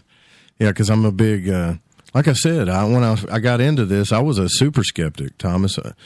And I mean about everything. Chemtrails, Bigfoot, UFOs, grays, reptilians, all this stuff. I approached it from a very skeptic point of view. And time again, I was proven wrong. Not just by proof, but by actual solid evidence that the government would admit to. So I've learned to take a step back and throw my hands up and just say, you know what? I mean, anything's possible at this point. Oh, yeah, definitely, especially nowadays. You know, but then again, nowadays, a lot of our UFOs are probably drones, too, because they're getting so advanced. I got to answer Len's question. Len Dorman, you got mosquitoes in the cold? Oh, yeah. So I guess he's one of those, as we Canadians say, one of those Americans that believe we still live in igloos and use dog sleds to travel around. You don't? Up in the Arctic territories, it gets up to 90 degrees during the summer. Down by the American border in Vancouver area, it's not uncommon to have temperatures over 100 degrees in the summer. Wow, really? I didn't know it got that warm up there. I had no idea. Oh, yeah. It's basically what you get in Seattle is what you get up in most of Canada. It's hot up there. And the best part about Vancouver Island, though, there's no mosquitoes hardly. And everywhere else in Canada I've been to, man, it's just terrible. Why? You know, Lynn's a good guy. He can take it. And we have fun sometimes here on the show and in the chat and stuff, but you never know who's watching your chat. Don't think that someone else might not be watching it, because a lot of people watch this chat room, and it's fun. I mean, we have fun in here, and it is good to have a guy like yourself. You're a little bit more hard-natured, but hey, I'd rather learn from somebody like you going up there than somebody that's not experienced in the woods. I probably wouldn't feel very safe. You know, what are you going to do when you're out in the middle of the woods and you start hearing those whoops? Would you rather be with a guy like me that knows nothing, right? Or would you rather be with Thomas? Ask yourself that. Oh, it's fun. It's a lot of fun. The worst part is trying to figure out the damn digital recorder. They make the instructions and the buttons so damn small. It just bothers me. Well, you'll get it figured out. That's because, you know, us concrete people, we don't get out in the woods much. We play with our toys too much, you know. You'll figure it out. Yeah. No, it's nice because I'm getting a lot of support, like from the Olympic Project and with David Ellis and Todd Neese with the American Primate Conservancy and his wife, Diane Stocking Neese. You know, they're giving us things from posters to FLIRs to use. Operation Sea Monkey, the Olympic Project gave us a big FLIR. Send money. Yeah, sending us money. Not that I'm asking for that, but having other investigators, researchers stepping up and loaning equipment, parabolic dishes. Gunnar Monson sending me a digital recorder to use, and then he sends me this Yeti mic now for the podcast. But that's what it's all about. It's about communication and, you know, cooperating, getting along. You know, like Len here, he's starting to flatline out now because he realized he made a mistake. And me either, preacher. No, I ain't preaching you, Len. But what I'm saying is we all got to start getting along. You know, and that's why I say that we need to keep the woo on one side of the fence, the critters on the other, and everything's going to be happy-go-lucky. You know, maybe one day we all skip down the path going kumbaya. We finally got conclusive proof by working together. But at the present state, it ain't going to happen, and we have to focus with the tribe we belong to, critterist or the wooism side. That's the way I look at it. Well, I'm kind of excited to see, you know, I know some of the stuff that you said you can't talk about. I'm kind of excited to see what that's going to be about. So, you know. I hate it. I got to sign these things called confidentiality agreements and these lawyer legal paper things. And it's just like, for God's sakes, why can't we just shake hands, look each other in the eyeball and be done with it? But no, we got to do it the legal way. And, you know, once it's being analyzed right now, the data, and once it does and we release, like I say, it'll open a few eyebrows and eyeballs up. It's gonna be nice to get it out because I know it's bothering the hell out of me keeping this damn secret. Well, I'm just excited to hear about stuff like that. This might actually be another thing that convinces me even more because, you know, there's doubt. You know, and that's just human nature. There's doubt about all of this stuff, but that's why we're here, because something tells us that it's real. At least that's why I'm here. Something tells me that it's real. I don't want to just believe, Thomas. I want to know, you know, and some people laugh at me for that, but I can't. I have to be that way. That's who I am. Well, you got two ways. Number one, in this modern day, true Indian guides still exist. And Tom Sewid's role since the collapse in my commercial fishing industry back in the mid-'90s, I've chosen the path to be an Indian guide. You want to see grizzly bears? I'll show them to you. You want to see or paddle in a sea kayak with Peggy and I with orcas? We're going to do that. You want to catch a big old king salmon? I'll even do that. You want to catch a halibut over 100 pounds, maybe even topping the scales of over 300? That'd be I'll cool. help you do that. I'm guaranteeing anything. You want to see, hear, smell, or get see evidence of a Sasquatch, Bigfoot, I'm one of the building numbers of Indians in North America, Sasquatch Island, that are here to help you hopefully check off that box on your bucket list in life. And I'll be happy to bring you out. And yes, it is my livelihood.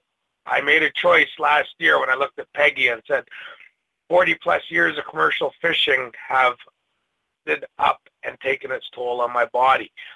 And I went out fishing, and I got my ass kicked. I couldn't do what I used to take for granted. Mm-hmm. So now I've taken a less physical route in life, and my career is Sasquatch, Bigfoot. I'd like to see a water grizzly. Artist and guide for others that want to get out into areas to hopefully hear, see, or smell it. And I'm here to help you. So that's all I can say. And, you know, it's a beautiful way to live life, to be able to do this. And, you know, being invited on shows like yours and being able to share it with your listeners and everything, that's what it's all about. Chatter, chatter, chatter, just like a Sasquatch. And pretty soon with Monster X Radio, I'll be doing that, and people can come to that. But it's not over. I want to be invited to you. And I go to my team and say, I'm going to go back to Spaced Out Radio, and we're going to talk about this. And, you know, I'm going to be one of the first podcasters ever that is going to come into the podcasting field without me and only being I'm the only podcaster out there. I want to interview my fellow podcasters because it is you podcasters that have brought me to where I am right now in 2018 with my own show. And I thank you very much. And I definitely thank Dave Scott and you, Joe, and Spaced Out Radio, because I believe it's the third time I've been here. And might have repeated myself a bit, but the bottom line is, you know, you guys gave me the chance, and I thank you very much. You know, I really appreciate that. Well, I can tell you it's been fun for me, because there's nothing that I find more fun about radio shows than talking to characters. And I will say that you are a character, sir. You know. You are a character. Thank you very much. You too, Peggy. No. Just one more time, though, just for all of you people that don't like people that promote themselves, I'll do this for you. One more time. Tell everybody how they can find you on the web real quick. They can't. You'll find them. Yeah, I'll find you. That's scary. Facebook, Sasquatch Island. And try not to ask personal friend requests because, like I say, it's for my friends that I know eyeball to eyeball in person. And HamooMoo Adventures.com, HAMOOMOO Adventures.com. Just think of Happy Cow Adventures.com. And, of course, with Stephen Major, who is my captain for high-end expeditions, with ExtremeExpeditions.com. And the other guy, if you want us to film you, I'm working with Stephen Major. I'm also working with Wild Woman Productions. No, Media. Wild Woman Media. And the person I work with in the Pacific Northwest for starting is Craig Yanni, and he is from Pacific Northwest Research. And he's on Facebook as well, and him and I are filming and interviewing people in the Pacific Northwest. And like I say, it's 3 different television production houses I'm in with. But then again, you know, we got to get the word out. I'm working with all of them, and that's what I'm trying to show to everyone is cooperation and supporting one another. Right and that's on. what it's all about. And Dennis dropped the link in the chat room there on Spreaker. And thanks again, Thomas, for coming on the show. We got to get out of here. It's been a pleasure, man. I hope we can do it again. It says India, though. HamooMoo Adventures/India. No, that's not right. Huh. HamooMooAdventures.com.